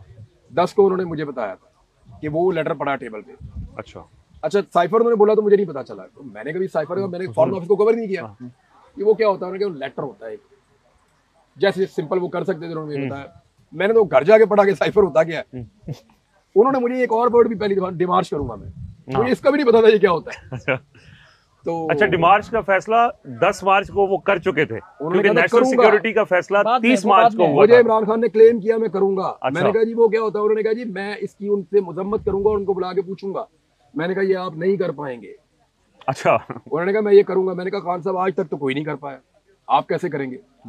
मैंने कहा आप ये नहीं कर पाएंगे, ये फैसला हो गया, अब आपकी छुट्टी है। अच्छा। उन्होंने कहा मेरी छुट्टी है या नहीं है, मैं इस मामले को यूं नहीं छोड़ूंगा। मैंने कहा खान साहब आप अमेरिकन को इसके लिए जवाबदेह करेंगे, आप ये कहेंगे कि वो ये कर रहे हैं। मैंने कहा मैं कहूंगा, मैं ये करूंगा। मैंने कहा ये फिर पहला आदमी करेगा। उन्होंने कहा इमरान इससे पहले नहीं हुआ ना, मैं ये करूंगा। अच्छा। मैंने कहा खान साहब अगर आप ये करेंगे और इसमें आपको मार पड़ेगी तो मैं आपके साथ खड़ा हूंगा। मैंने 10 मार्च को मैंने ये उनसे प्रॉमिस कर लिया। मुझे क्या पता वो कह देंगे। पहले भी किसी ने नहीं कहा, इमरान खान से पहले भी किसी ने नहीं किया। मैंने कहा ये भी नहीं करेंगे। हाँ। बढ़ के तो सब मारते हैं। मैंने कहा ठीक है खान साहब मैं आपके साथ, आप अगर आपको ये इस मामले में अगर आपको नुकसान होगा ना तो मैं साथ खड़ा हूँ। अच्छा। तो उन्होंने सचमुच में फिर वही कर दिया। मुझे लगता है ऐसी ही कोई कमिटमेंट उन्होंने अरशद शरीफ से भी ले ली थी। तो खान साहब ने 3-4 चीजें उस दिन बताई थी। मैंने उस दिन 10 मार्च का मेरा वीलॉग निकालिएगा। अच्छा। 2022 का। उसमें मैंने कहा था कि इमरान खान के पास सबूत हैं कि उनकी हुकूमत को गैर मुल्की मुदाखलत से गिराया जा रहा है और उनके पास तहरीरी सबूत हैं और वो नहीं छोड़ेंगे और वो इसके ऊपर आगे तक जाएंगे। मैंने मुल्क का नाम नहीं लिया, लेकिन मैंने ये बात उस दिन खबर में दी थी। 10 मार्च को ये जो वीलॉग है मैंने एक वर्कशॉप से बैठ के किया था, मेरी गाड़ी खराब हो गई थी। अच्छा। तो वहां से मैंने करके तो इसको चलाया था, मुझे याद है आज भी। फिर मैंने एक वीलॉग किया था जिसमें मैंने 10 चीजें बताई थी जो एस्टेब्लिशमेंट और इमरान खान के इख्तिलाफात थे। ये मैंने अक्टूबर में किया था, गालिबन अक्टूबर 2021 में। 21 में। तो इसमें मेरे साथ लड़ाई हो गई। मुझे फोन आया था एस्टेब्लिशमेंट से। अच्छा। उन्होंने कहा जी ये आपने क्यों किया है, तो डिलीट करें। मैंने कहा जी मैं क्यों करूं, मेरी ये इन्फॉर्मेशन है, आप इसको डिनाई कर दें। अच्छा। तो मैंने उसको डिलीट नहीं किया था, इस पर बहुत लड़ाई हुई थी। अच्छा। मैंने इमरान खान को बताया था कि जी मैंने ये चीज़ कही है, मैंने आपसे तो नहीं ली है इन्फॉर्मेशन, लेकिन मेरे पास ये इन्फॉर्मेशन है कि आपके और उनके ये इख्तिलाफात हुए। उन्होंने कहा बात ठीक है, लेकिन इमरान एक्चुअली वो डीजीएसआई तब अक्टूबर में वो तकर्री का भी मामला लगता था। इमरान खान का ये मानना था कि इन इख्तिलाफात के बावजूद हुकूमत और एस्टेब्लिशमेंट चलते हैं और इख्तिलाफात कोई ऐसी चीज़ नहीं होती कि ये पॉइंट ऑफ नो रिटर्न पे पहुंच जाए। लेकिन दूसरी तरफ मुझे ऐसे लगता था फैसला हो गया था। मैंने 2020 में 20 के आखिर में वसीम बदामी के प्रोग्राम में कहा था कि जब इमरान खान को निकालेंगे तो वो घर जाके बनी गाला में बैठ के हैप्पी बर्थडे टू यू नहीं कहेगा, वो आपको चिपक जाएगा। ये इतनी बड़ी मुसीबत है कि आपको लग पता जाएगा। और मैं आपको बता रहा हूँ जैसा क्राउड है इमरान खान का, ये चिपक है बहुत बड़ी, ये क्लास कोई और है, ये आपके लिए पोस्ट रिजीम ऑपरेशन। जब ये 9 अप्रैल को इन्होंने निकाल दिया और इनका यही था कि आखिरी रात वहां पे था। जी हाँ, प्राइम मिनिस्टर हाउस में था। वो 9 मई की रात। दो चीजें मैंने बताई थी, दो ऑब्जर्वेशन मैंने बताई थी और वो उससे कोई भूचाल ही आ गया था। एक मैंने कहा था कि इमरान खान ने पूछा कि कोई रह तो नहीं गया जो मेरे खिलाफ ना हो।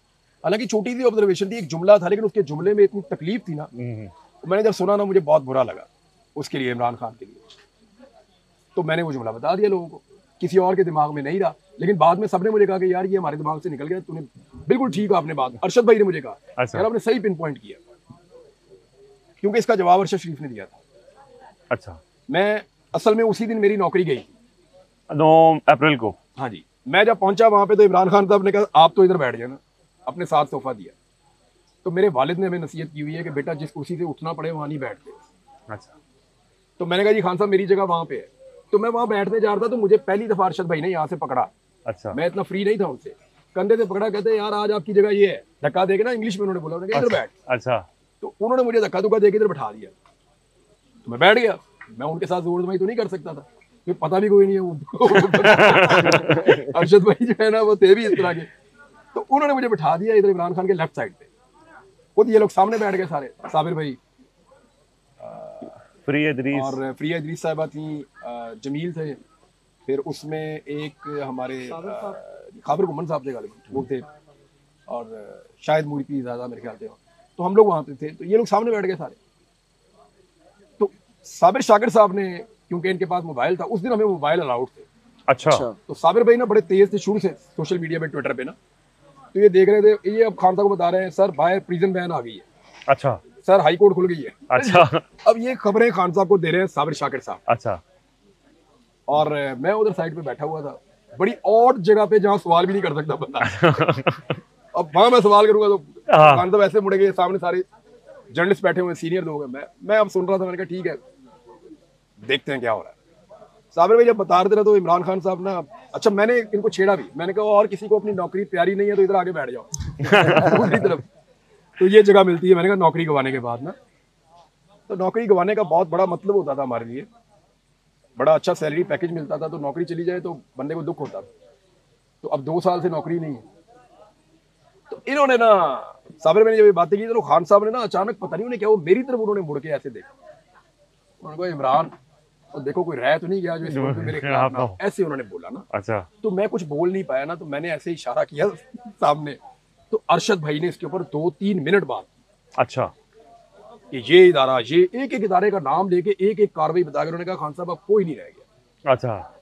फिर इसके बाद मेरे ख्याल में साबिर भाई बोले, फिर 2-3 जर्नलिस्ट ने थोड़ी थोड़ी बात की, फिर सवाल जवाब शुरू हो गए। तो मुझे ना इमरान खान का ये लहजा बड़ा तकलीफ दे लगा। मैंने कभी ये तो नहीं कहा कि उसने मेरे से पूछा था, लेकिन उन्होंने ये बात पूछी थी कि देखो कोई रह तो नहीं गया इस मुल्क में जो मेरे खिलाफ ना। आज मैंने आप लोगों को फर्स्ट टाइम ये बताया क्योंकि वो अच्छा नहीं लगता था उस वक्त, मुझे ऐसा लगा।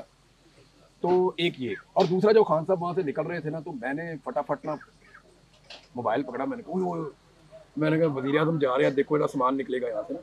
अच्छा। मैंने कहा इधर से जर्नलिस्ट है ना, मैं कहा ट्रक भरेगा, सामान भरेंगे, उठा के फुटेज बनेगी कि जा रहे हैं इमरान खान का सामान जाते हुए। मैंने देखा खान साहब ने ना डायरी पकड़ी हुई है, तो मैं उससे पूछ रहा हूँ सामान खान साहब का सामान, मैं बंदे से पूछ रहा हूँ। तो तब तक ये रिजाइन हो चुका था और शहबाज गिल भी आ गए पीछे। अच्छा। मैंने गिल साहब को कहा, मैंने कहा सामान वो बंदा भी कर, उन्होंने कहा इसकी यहाँ चप्पल भी नहीं है। अच्छा। इस आदमी की इस वज़ीर आज़म हाउस में चप्पल भी नहीं है, ये डायरी जो लेकर जा रहा है बस यही है इसके पास, ये लेकर चले जाता है। डायरी जो है ना उसका अगर आप पहला सफा देखे ना, खान साहब ने डायरी के ऊपर ऐसे लगवा के ना, तो खादमे मदीना लिखा हुआ था। अच्छा। और उसके ऊपर एक सफा रखा हुआ था ताकि कोई वो पढ़े ना। अच्छा। डायरी के ऊपर उन्होंने खादमे मदीना लिखा हुआ था, लेकिन उसके ऊपर एक पेज रखा होता था और उसको यूं पकड़ा होता था ताकि कोई पढ़े ही ना कि इसके ऊपर मैंने क्या लिखा हुआ। तो वो फिर मुझे एक दिन मौका मिला तो मुझे किसी ने दिखाया, उन्होंने कहा ये देखो। तो वो फिर मैंने उस दिन वहीं से वज़ीर आज़म हाउस से अमले ने मुझे इजाजत दे दी। मैं कहा यार नवा वज़ीर आज़म कब आएगा? उन्होंने कहा कल आएगा। अच्छा। या परसों आएगा। हाँ। तो मैंने कहा यार अभी तो खाली है ना, मैंने कहा वीलॉग कर दो, उन्होंने कहा कर दें। वो वीलॉग मैंने वहीं उधर से पीएम हाउस से गए। वो वीलॉग कई लोगों को दिल को जाके शायद। हाँ। तो उसके बाद जाहिर है कि फिर आपके ऊपर सख्तियां शुरू हो गई, वहाँ असल सख्तियों का आगाज वहां से हुआ। देखिए हमें बुलाते थे, मुलाकातें भी करते थे। अच्छा। ये पोस्ट से भी मुलाकातें की, उनके घर आके भी मुलाकातें की, बुला के भी मुलाकातें की, मुझसे भी करते थे मुलाकातें, बाकी साहब से भी करते, अभी भी करते हैं, बाकी साहब से सबसे करते हैं। और उनका हक है, क्यों नहीं मिलेगा, क्यों नहीं मिलेगा, मिलना चाहिए। कोई खबर है वो हमें दें, किसी चीज़ में ज़रूरत है, हम मुल्क के लिए कोई कर सकते हैं तो हमें बताएं, हम करेंगे। तो ये नहीं उन्होंने अपनी कोशिश की, हमने अपनी कोशिश की, लेकिन कोई रास्ता बना नहीं। ड्यूरिंग अरेस्ट यानी मुझे ये कहा भी गया कई दफ़ा कि नवाज शरीफ की सपोर्ट, अब ये बिल्कुल काबिल कबूल नहीं था। यानी मेरे से मांगी गई, नवाज शरीफ के लिए सपोर्ट मांगी गई, तो मैंने कहा जी नहीं, ये ऐसे तो नहीं होता। How is it possible?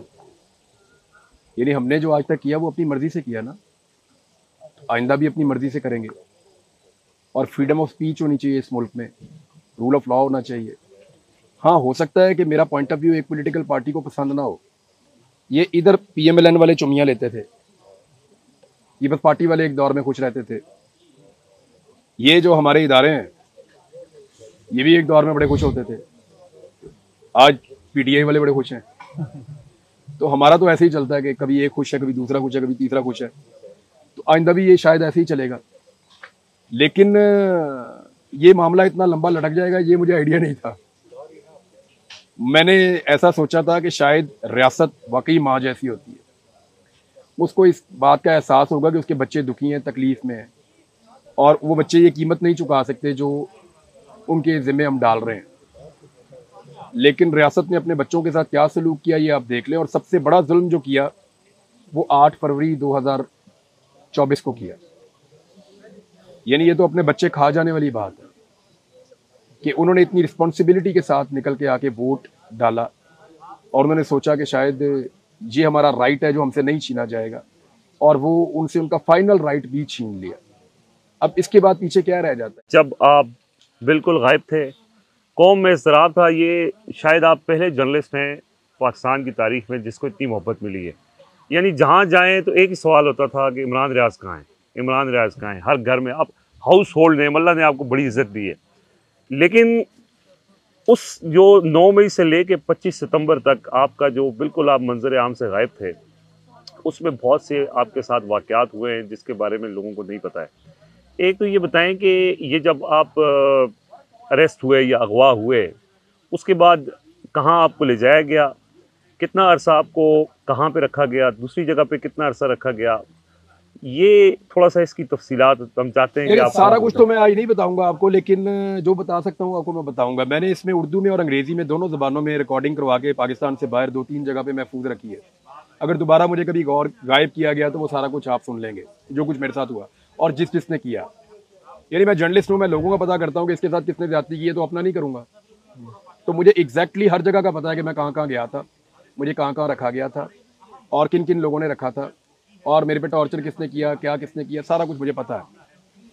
ये जो था ना, जब जेल से मुझे उठाया गया तो उस दिन से लेकर जिस दिन मैं अपने घर पहुंचा उस दिन तक मुझे दुनिया की कोई खबर नहीं थी, कोई इंडिपेंडेंट सोर्स ऑफ इंफॉर्मेशन मेरे साथ नहीं जुड़ा। मैंने अखबार की एक खबर क्या एक छोटा सा टुकड़ा तक नहीं देखा। पढ़ना तो बहुत दूर की बात है, सुनना तो बहुत दूर की बात है। मुझे वही इंफॉर्मेशन मिल सकती थी जो मुझे कोई उनमें से बताता जिनके पास मैं था। अब मैं उनके ऊपर यकीन भी नहीं कर सकता था ये सच है झूठ है। उन्होंने मुझे ये भी बताया कि तू मर गया है, तेरा नमाज जनाजा पढ़ दिया गया और तू अब इस दुनिया में नहीं है।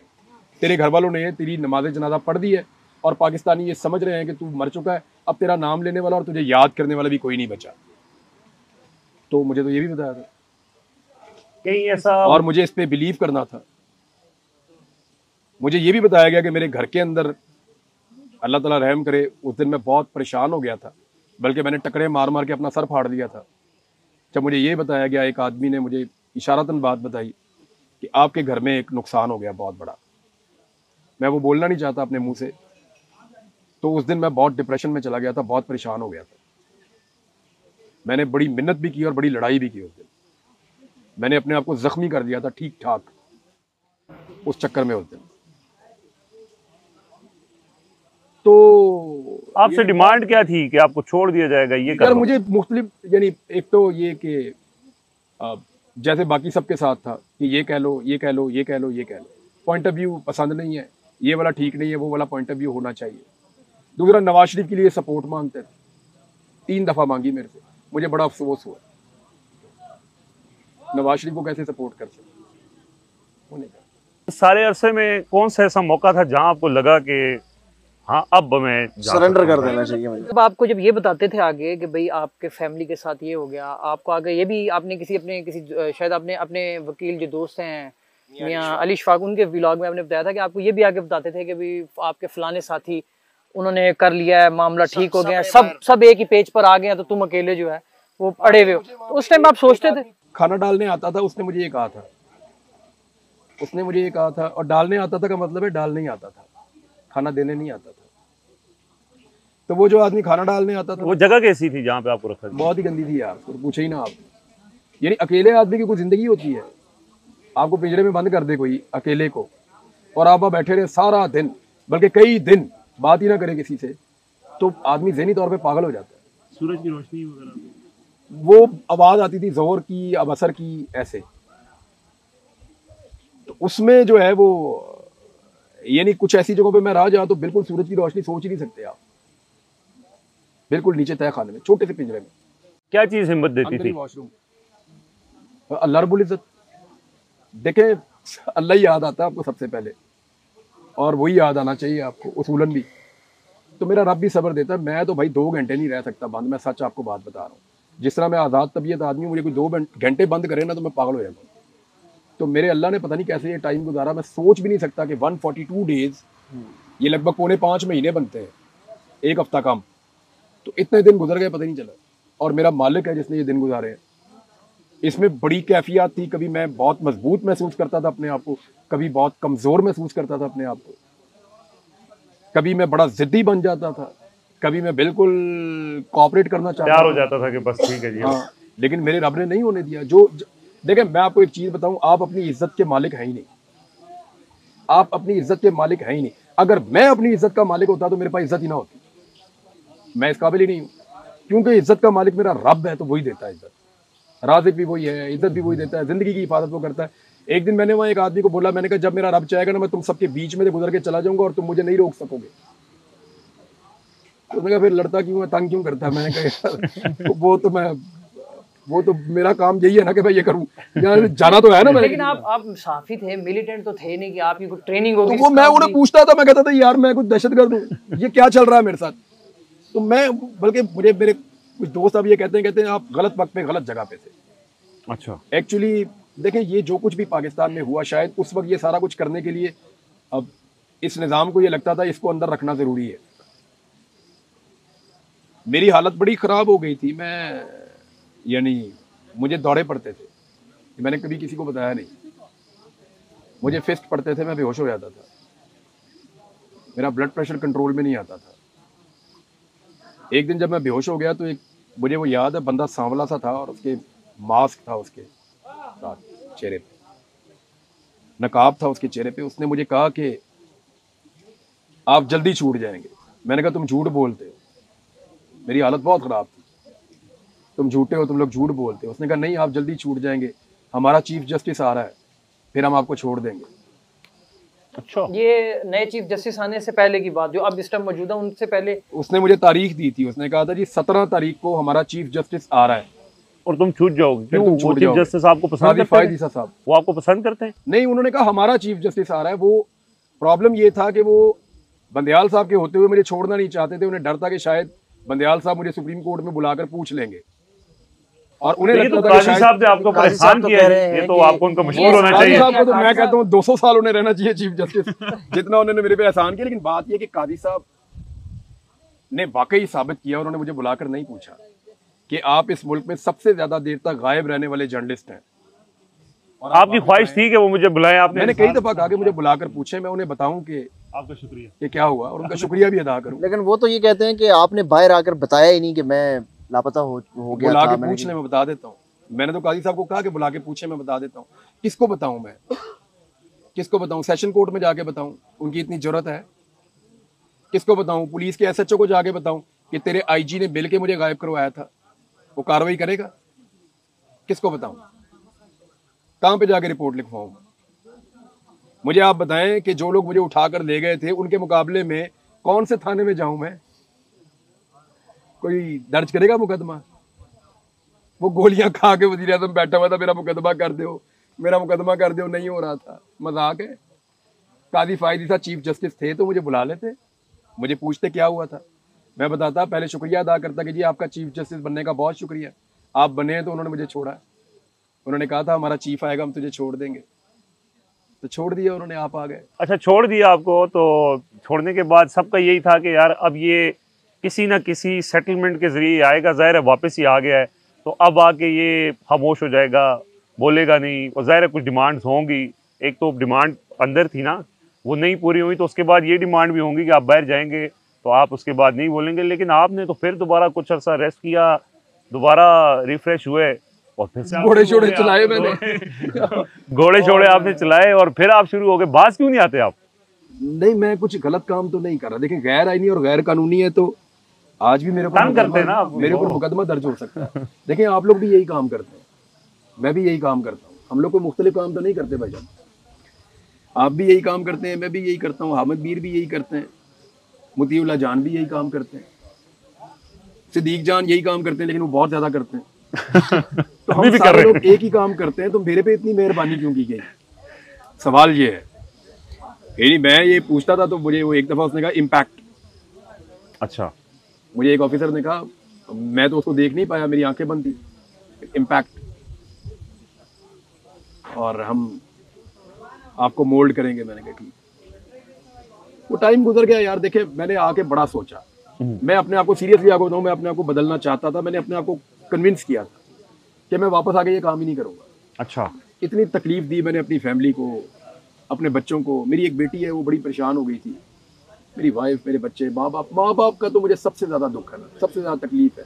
माँ बाप को जिस उम्र में खुशियाँ देनी चाहिए मैंने उन्हें तकलीफ दी, जिस उम्र में उनका ख्याल रखना चाहिए वो मुझे ढूंढते फिर रहे थे। तो मुझे माँ बाप की सबसे ज़्यादा तकलीफ है। तो मैंने बड़ा सोचा था कि मैं ये काम छोड़ के कोई और काम कर दूँ। नहीं, आपने घोड़े भी, आपने वापस आके सबसे ज्यादा जो आपका सामने आया, आप घोड़सवारी और घोड़ों के साथ मसरूफ हो गए। तो वो और कोई काम ही नहीं थी भाईजान। मैं आया तो मौसम सरमा शुरू हो रहा था नया नया, और करने के लिए कुछ था नहीं। मैं जब रहता था लाहौर में तो लोग बहुत ज़्यादा आते थे।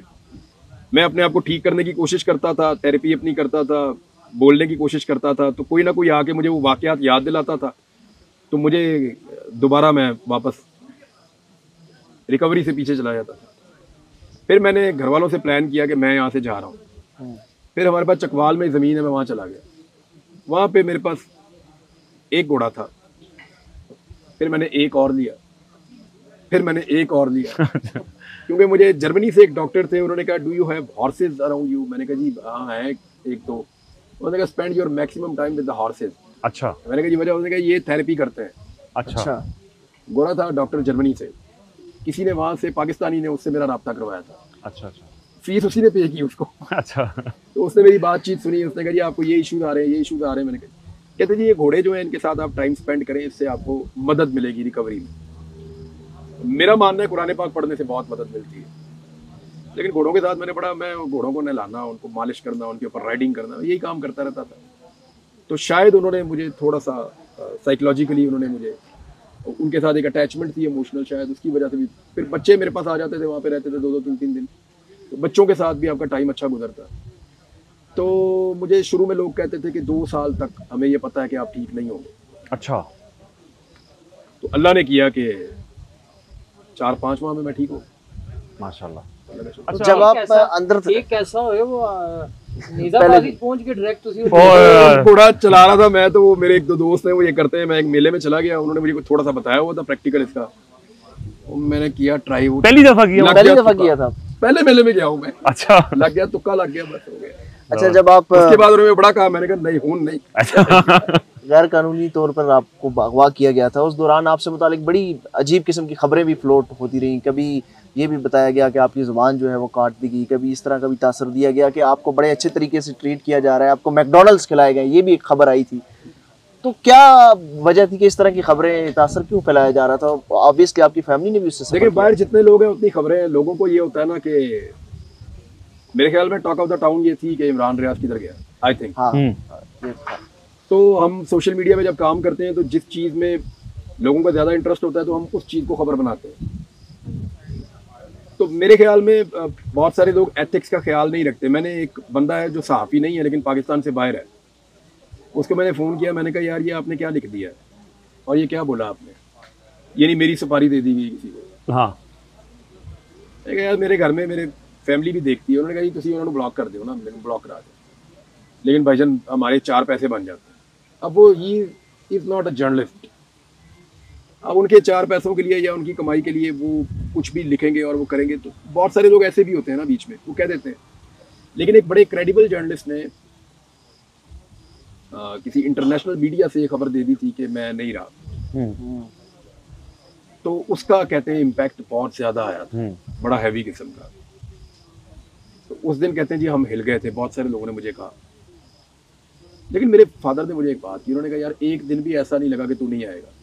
अच्छा। हम यही देख रहे थे कि अभी आ जाएगा, अभी आ जाएगा। और आपको इंटरेस्टिंग बात बताऊं, मैंने जब अपने वालिद को जाके सोए हुए को उठाया फजर से पहले, तो उनको उस वक्त पता चला कि मैं आ गया। उससे पहले उनको 1% भी इसका अंदाजा भी नहीं था कि ये अब आएगा।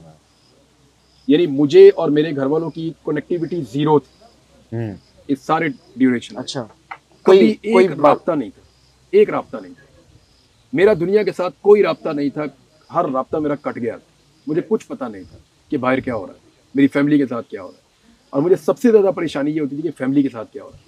अभी जब मुझे जेल में डाला तो मैं बड़ा खुश था वहां पे, मैंने कहा यार ये तो मसला ही कोई नहीं। यही मैं पूछना चाह रहा हूँ कि आप वापस आए और आपने घोड़े छोड़े धुला के तो फिर दोबारा से आप काम शुरू किया, तो काम शुरू किया तो फिर वही काम लग गया, दहशतगर्दी का, और फिर आप अरेस्ट हुए, बार बार अरेस्ट हुए, हज पे नहीं जाने दिया जा रहा। और ये अब ये है कि अभी भी लोगों को शायद वापस आने के बाद 4 अरेस्ट हैं, फैमिली से दूर हैं अभी भी। कितना हाँ जी, अर्सा हो चुका है? बच्चों को नहीं मिला, 4 माह हो गए हैं, अपनी फैमिली को, माँ बाप को मैं नहीं मिला 4 माह। ये रास्ता आपने दोबारा क्यों चुना? क्योंकि मैं इसमें कुछ लोगों का ये ख्याल है कि वो जी यूट्यूब के डॉलर्स आते हैं तो वो एक बड़ा स्टेक है लोगों का, वो इस वजह नहीं से छोड़ा जा वो अपनी सकता। जान जोखों पे डाल के फैमिली में लग के पैसे कमाने की खातिर जो है। गल वो करते थे जिहड़े आप YouTube कर रहे हैं। अच्छा, वो लोग ये बात YouTube पे बैठ के करते हैं।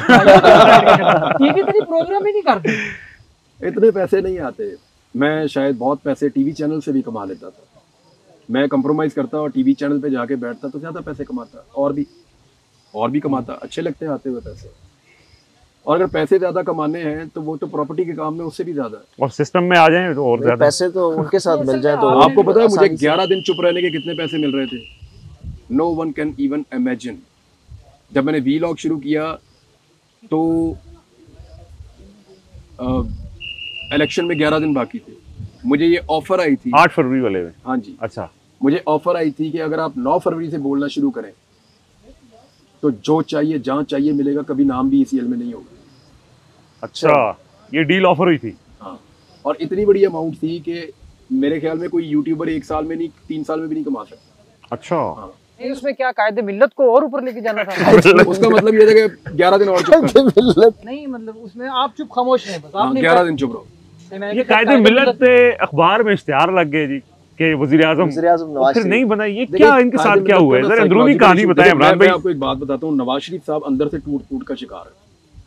आप 1 मिनट के लिए अपने आप को क्यों नहीं रखते नवाज शरीफ की जगह? आपके पास एक बयानिया है, आप एक पॉलिटिकल लीडर है, लोग आपसे प्यार करते हैं, आप जेल काट रहे हैं, आपके अंदर एक सेटिस्फेक्शन होती है कि यार लोग मेरे साथ खड़े हैं, मैं यहाँ मर भी गया तो मैंने जिंदगी अच्छी गुजारी है, मुझे लोग अच्छे नामों से याद करेंगे।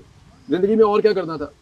क्रिकेट मैंने खेल ली, घोड़े मैंने चला लिए, बच्चे मैंने पैदा कर लिए, उनका मुस्तकबिल अल्लाह ताला जानता, मैं तो नहीं कुछ कर सकता। तो मैंने एक अच्छी जिंदगी गुजारी है। मैं जेल में अगर मारा गया तो मुझे लोग अच्छे नाम से याद करेंगे, इतना ही जिंदा रह सकता है एक आदमी, इससे ज्यादा और क्या रहेगा? तो मियां नवाज शरीफ साहब के भाई ये चांस था जो उन्होंने मिस कर दिया। उन्होंने एक दफा फिर डील कर, हार मान। ये 8 फरवरी के बाद 2019 में। अच्छा, ठीक है। वो बाहर चले गए।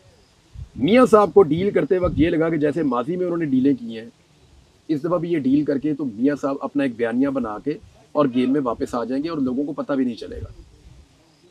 लेकिन इस मरतबा उनके मुकाबले में पीपल्स पार्टी नहीं थी, वो इन्हीं की तरह की पार्टी है ना। इमरान खान का देखिए प्रॉब्लम क्या है, वो आउट ऑफ द सिलेबस है। एस्टेब्लिशमेंट ने इमरान खान को नवाज शरीफ और जरदारी की तरह डील करने की कोशिश की, वहां गलती होगी। इमरान खान का सांचा अलग बना के डील करना था कि ये और तरह का आदमी है। जब आप उन टूल्स के साथ, उन हथियारों के साथ जो आपने जरदारी और नवाज शरीफ के लिए बनाए, इमरान खान को टैकल करते हैं ना, तो वो आपका काम खराब हो जाता है। वो बिल्कुल मुख्तलिफ आदमी है, आउट ऑफ द सिलेबस है। इसी तरह मियां नवाज शरीफ साहब ने अपनी मकबूलियत की कुर्बानी दी और पाकिस्तान बाहर जाके ये सोचना शुरू हो गए मैं वापस कायदे मिल्लत ना है, आइसक्रीम भी आ गई। आपने प्लीज, थैंक यू। ये वो आइसक्रीम जो मुझे सबको बहुत और देखो देन कौन आ गया। थैंक यू सिद्दीक भाई, बड़ी मेहरबानी। सिद्दीक भाई thank you, thank you very much. Thank you Siddique भाई, आप तो उसके ऊपर वो कंधाकारी भी करवा के लाए हैं। अच्छा, ये जो था मियां साहब के घर के बाहर जो हुआ ना, वहां पे दमा चौकड़ी बरतानिया में, अच्छा, उसने मियां साहब को बड़ी तकलीफ दी। ऐसा उन्हें कभी फेस नहीं करना पड़ा। यानी घर की खिड़की वो नहीं खोल सकते थे, लोगों ने इनका जीना हराम कर दिया। दूसरा, पाकिस्तान के अंदर इनकी मकबूलियत लगातार डाउन गई। उन्होंने संभालने की बहुत कोशिश की। मियां साहब एक खास किस्म की डिप्रेशन में है कि ना मेरे से लोग प्यार करते हैं और ना मैं अपने बयानिए पे कायम हूं। ऐसा बंदा अंदर से टूट जाता है, कंप्रोमाइज हो गया। अच्छा इमरान भाई, 14 अगस्त भी आ रही है। आप जब बाहर निकले थे तो आपने पाकिस्तान जिंदाबाद का नारा लगाया था। शहीद अरशद शरीफ जो है वो हमेशा, मुझे याद है कि अपने छोटा परचम जो है वो बैज यहाँ पर लगाया करते थे। पिछली 14 अगस्त पर आप कैद में थे। आप अंदर थे। मैंने एक ट्वीट किया, शायद इसलिए आप पूछ रहे हैं। मुझे ना, मैं दिन गिनता था, अंदाजा करता था कि दिन कितने आगे बढ़ गए हैं। आज मुझे 70 दिन हो गए, 75 दिन हो गए, 100 दिन हो गए, मैं गिनता था दिन। उस हिसाब से मैं तारीखों का हिसाब भी रखता था। फिर मुझे ऐसे आता है जनवरी, फरवरी, मार्च, अप्रैल, मई, जून, जुलाई, अगस्त। ये जो ऊपर वाले होते हैं ना, ये 31 वाले होते हैं, जो नीचे वाले होते हैं मैं ऐसे गिनता था। ये मुझे किसी ने सिखाया था। तो मैं दिनों के हिसाब से मुझे लगता था कि 14 अगस्त बिल्कुल आ गई है। ये जो कैद होती है ना, ये बड़ी खौफनाक चीज होती है। ये कंघी क्या होती है ना, 4 महीने बाद जब मेरे हाथ में कंघी आई थी, मुझे पता चलता है इसकी क्या कीमत है। और मैं इतना खुश हुआ था कि कंघी आ गई है मेरे पास। ये छोटी चीज इतनी खुशी देती है कि आप सोच नहीं सकते। जब आप अकेले पड़े हो ना महीनों तक, तो आपको पता चलता। वो चूंटी के साथ जो आप खेलते थे? हाँ, मैं यानी वो कीड़ा अंदर आया था ना, मैं सारा दिन उसके साथ गुजारने की कोशिश करता था कि यार ये अंदर आ गया ना तो ये बाहर ना जाए, आज मैं अकेला नहीं हूँ, ये मेरे साथ है। तो मैं उसके साथ टाइम गुजार देता था। तो कंघी एक ऐसी चीज है कि मुझे उसका पता चला। शीशा मैंने जब 4 माह बाद देखा, 4 साढ़े 4 माह बाद, तो मुझे लगा कि ये इतनी बड़ी सहूलत है, नेमत है अल्लाह की। तो मैंने अंदाजा किया, मैंने कहा यार जश्न आज़ादी आने वाला है। उस बंदे को मैंने कहा, वो मुझे दिन नहीं बताते थे, कहते हाँ आएगा। अच्छा, मैंने कहा जी 1-2 दिन है मेरे हिसाब में, आज 13 है या 12 है अगस्त। आप मुझे ना एक छोटी सी झंडी ला दे, इतना सा झंडा ला दे, कपड़े का ला दे, कोई भी ला दे, वो लोहे वाला ला दे, कोई भी छोटा सा एक मुझे झंडा ला दे। मैंने कहा जी मैं आपको वापस कर दूंगा 14 अगस्त की रात, मुझे वो ला दे। क्योंकि मुझे वहां अगर वो मुझे वो देते ना, मुझे बड़ी सपोर्ट मिलती, बड़ी ताकत मिलती। मैं उसके साथ बड़े जोश के साथ अपना टाइम गुजार देता। मैं मिली नगमे गाता वहां पे उस कैद के अंदर। मैं नात पढ़ता था कभी कभी ऊंची आवाज में, मुझे आके वो मना करते थे कि आहिस्ता पढ़ो। अच्छा। मैं नात पढ़ता था कभी कभी, और मुझे जो नातें बचपन में भूल गई थी वो भी वहाँ याद हो गई। मैंने 42 सूरतें कुरान पाक की याद की जुबानी। अच्छा, वो मैंने सोचा 14 अगस्त आ रही है, पता नहीं कल है या परसों है, तो ये मुझे चला गया बंदा। और मैंने उसकी आंखों में देखा कि उसको खुशी थी कि मैंने उससे झंडा मांगा। चला गया, देखा जी 24 घंटे गुजर गए, मैं वेट ही करता रहा, झंडा नहीं आया। वो जब बंदा आया ना तो उसकी आंखों में आंसू थे। उसने कहा जी इजाजत नहीं मिली, इजाजत नहीं मिली, आपको नहीं दिया जा सकता झंडा। वो मुझे बड़ी तकलीफ हुई, मुझे बहुत तकलीफ। यानी उस वक्त वो मुझे इतनी सपोर्ट देता कि मेरे कई दिन गुजर जाते मुझे झंडा अगर वो देता। यानी मेरे लिए वो इतनी बड़ी चीज था उस वक्त। वो लम्हात ऐसे थे ना, वक्त ऐसा था, तो वो बस नहीं दिया उन्होंने झंडा। अरशद शरीफ का जैसे जुबैर ने जिक्र किया कि इमरान भाई, अल्लाह ने आपको भी बड़ी इज्जत दी और अरशद शरीफ शहीद को भी अल्लाह ने बड़ी इज्जत दी इस कौम के लिए। और आपका उनके साथ ताल्लुक, और क्योंकि हर कोई ये जानना चाहता है और हर कोई इसमें दुखी भी है। एक तो ये बताएं कि अरशद साहब बिल्कुल आखिरी दिनों में बड़ा एक आपका उनके साथ ताल्लुक भी था, अरशद साहब को क्यों मुल्क छोड़ के जाना पड़ा? यार उनके इधर दोस्त ही नहीं थे। अच्छा। और जो थे उनको उनका पता था। सच तो ये है, उनके दोस्त कम थे, बड़ी सेलेक्टिव सी उनकी दोस्तियां थी। लेकिन मेरे अंदाजे में देखे, मैं किसी को बुरा नहीं कहता हूँ, उनके दोस्त बहुत अच्छे लोग हैं। लेकिन शायद अरशद भाई को लगता था कि ये मेरा बोझ नहीं उठाएंगे, या उन्हें लगता था कि मैं इन पे बोझ ना डालूं। बहुत खुददार आदमी था। दूसरा, वो किसी पे बोझ डालते ही नहीं था, किसी को कुछ कहते ही नहीं थे। अरशद भाई कभी नहीं कहते थे। मेरा ताल्लुक सिर्फ 8 महीने का है। उससे पहले तो एक झगड़े जैसी कैफियत रही थी, वो सिद्दीक जान की लड़ाई की वजह से वो मेरी भी हो गई। अच्छा, मैं डरता भी रहता था। 1-2-3 जगह पे सामना हुआ ना, तो मैं ये सोचता था कि अचानक सोना आएगा, क्योंकि सिद्दीक को भी अचानक ही मारा था। तो मैं आई वाज एक्सपेक्टिंग कि यार अचानक ना मेरी कनपट्टी पे कहीं से भी ना कुछ सोना। मैं एक आंख जो है ना वो अरशद शरीफ पे रखता था। 2-3 मौकों पे हम इकट्ठे हुए, एक दफा GHQ में, एक दफा प्राइम मिनिस्टर हाउस में। तो मैं एक आंख रखता था कि किसी टाइम भी ना अचानक ये सोना मेरे मार ही ना दे। पता कोई नहीं था, तो मैं अपने आप को तैयार करके रखता था कि मैंने रेडी रहना, मैंने नहीं मार खानी। मेरे दिमाग में ये था। तो उन्होंने खुद ही मुझे एक दिन आके हाथ मिलाया। मैं वो आए, सबसे हाथ मिला रहे थे, लेट आए थोड़े, तो मैं बैठा हुआ था, साथी और भी बैठे हुए थे। तो मैंने अपने मोबाइल में ना अपने आप को एंगेज कर दिया कि यार मैं शर्मिंदगी से बचने के लिए ना मोबाइल में देख रहा हूँ, तो मैं देख नहीं रहा। तो वो आए और उन्होंने हाथ आगे किया, तो मैंने फटाफट हाथ मिलाया। मैंने कहा यार बड़े हाथ मिलाया, मैं खड़ा हो गया। कैसे हो आप? मैंने कहा मैं ठीक हूँ। कब आए हो? मैंने कहा मैं भाई अभी पहुंचा हूँ। मेरे मुंह से निकला ही भाई। अच्छा। मैंने कहा मैं भाई अभी पहुंचा हूँ, आज जाना है या रुकना है? मैंने कहा जी यहाँ से फारिग होकर जल्दी हो गया तो मैं चला जाऊंगा, अगर ना रुको तो मिलना फिर। ऐसे उन्होंने बोला ना, बड़ी अपनाई है। और फिर मुझे कॉन्फिडेंस आया, मैं वो कुछ नहीं कहता। फिर मेरी उनके साथ दोस्ती होना शुरू हो गई। फिर हालात ऐसे थे, हम एक दूसरे को सपोर्ट करना शुरू हो गए। एक जैसे हालात का शिकार थे, तो इसलिए एक दूसरे को दुख को भी हम ज्यादा समझते थे। पर्चे भी इकट्ठे हुए हमारे ऊपर, कार्रवाइयां भी इकट्ठी हुई। पाकिस्तान से अरशद भाई इसलिए चले गए, मेरे ख्याल में वो सारी चीजों को फेस करना चाहते थे, वो गिरफ्तार नहीं होना चाहते, गिरफ्तार वो होना नहीं चाहते थे, उन्हें वो पसंद नहीं था। क्या वो जो गिरफ्तार करने के बाद जो ह्यूमिलेशन होती है वो उसे बर्दाश्त नहीं कर सकते। वो बड़ा आदमी था भाई, तो हमारे जैसे बेशुमार मिल जाएंगे, वो एक ही था इनके पास। मुझे उस कैलिबर का दूसरा सहाफी पाकिस्तान में आप दिखाएं, इंटरनेशनल लेवल का सहाफी था वो डॉक्यूमेंट को ऐसे सामने रखते थे ना अरशद भाई, तो मैंने अपनी आंखों से एक दफा देखा, पार्लियामेंट में हम लोग गए थे और हमारा एक केस आया हुआ था उसमें कायमा कमेटी में, तो मैंने देखा कि वो आदमी डॉक्यूमेंट पढ़ता नहीं, स्कैन करता है। यानी स्कैनर के अंदर से आप उतारते हैं ना, तो वो ऐसे ऐसे ऐसे, वो मुझे भी टाइटल समझ नहीं आता था, वो पेज चेंज कर देते थे, इतनी उनकी रफ्तार थी पढ़ने की।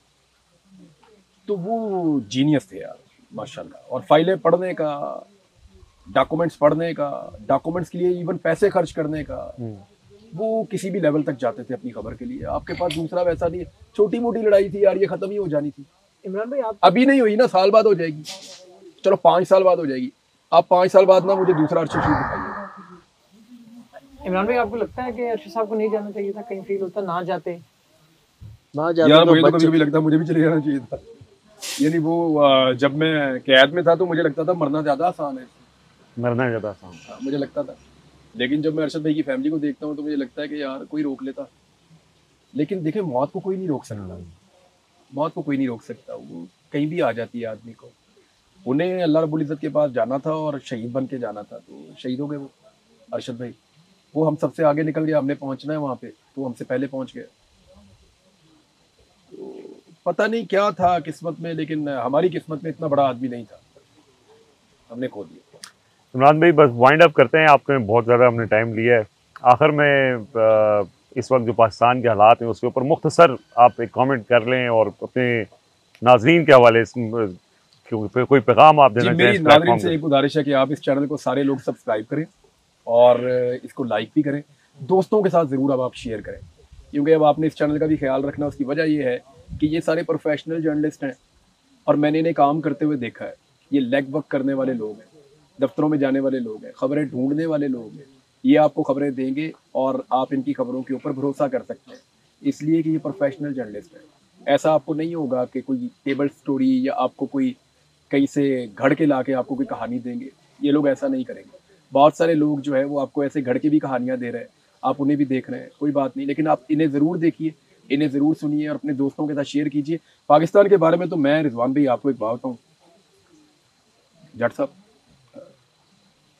बड़ी मज़ेदार, कोई भी हालात होंगे, मैं कभी भी इस मुल्क से मायूस ही नहीं हुआ और ना मैं अपने लोगों को होने दूंगा। मैंने ये अपने आप से वादा किया, लोगों को मायूस नहीं होने दूंगा, उन्हें उम्मीद दे के रखें, तसल्ली दे के रखें। खुद चाहे टूट भी जाएंगे, लोगों को तसल्ली देंगे, ठीक हो जाएगा इंशाल्लाह। तो मैं आपसे ये गुजारिश है कि कुछ इसके ऊपर करते रहें चैनल पे, लेकिन एक उम्मीद जो है ना वो आप बांटते रहें। पेंडोरास का जो बॉक्स था ना, पेंडोरास बॉक्स, उसमें जो आखिरी चीज़ निकली थी वो उम्मीद थी और उसी पे दुनिया कायम है। तो आप कुछ करके ना उम्मीद लोगों को हमेशा देते रहिएगा। खबर जिस मुल्क ने अरशद शरीफ और इमरान रियाज जैसे बेटे पैदा किए हों, उस कौम को मायूस होने की कोई जरूरत नहीं है। इमरान भाई बहुत बहुत शुक्रिया आपका, सबको सलामत रखे, मेरी दुआएं आपके साथ है। बहुत शुक्रिया आपके टाइम।